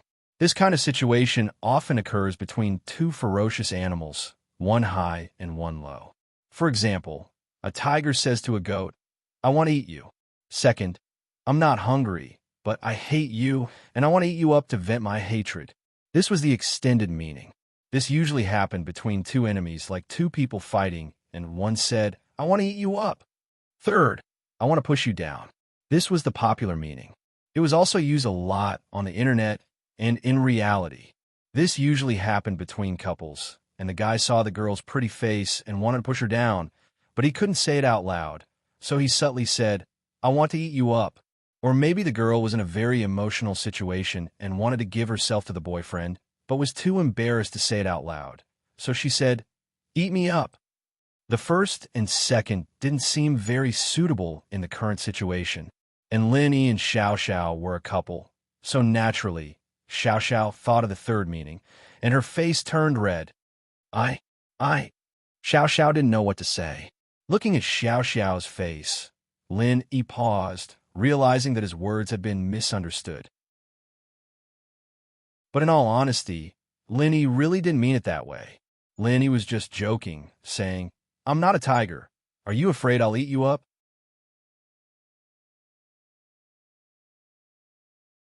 Chapter 1148.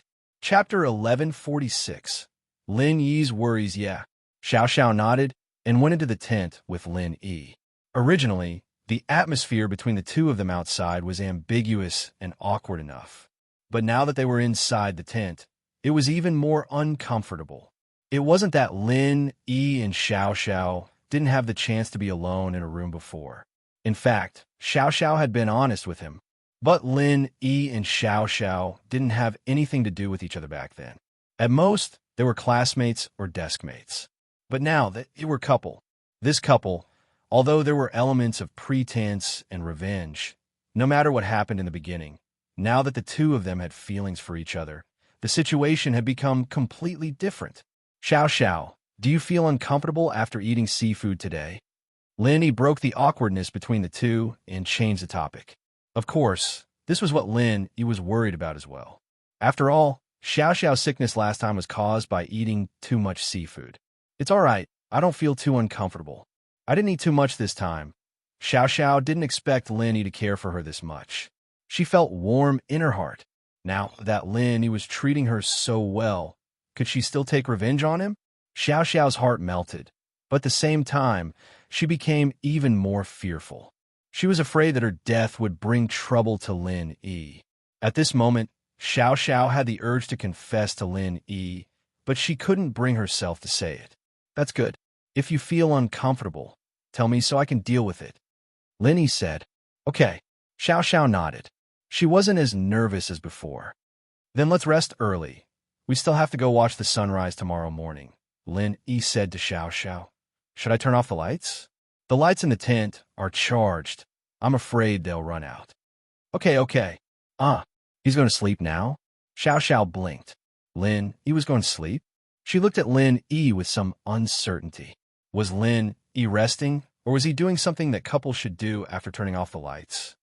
The sun rises very early at the seaside. If we don't get some rest, we won't be able to get up tomorrow morning, Lin Yi said. Oh.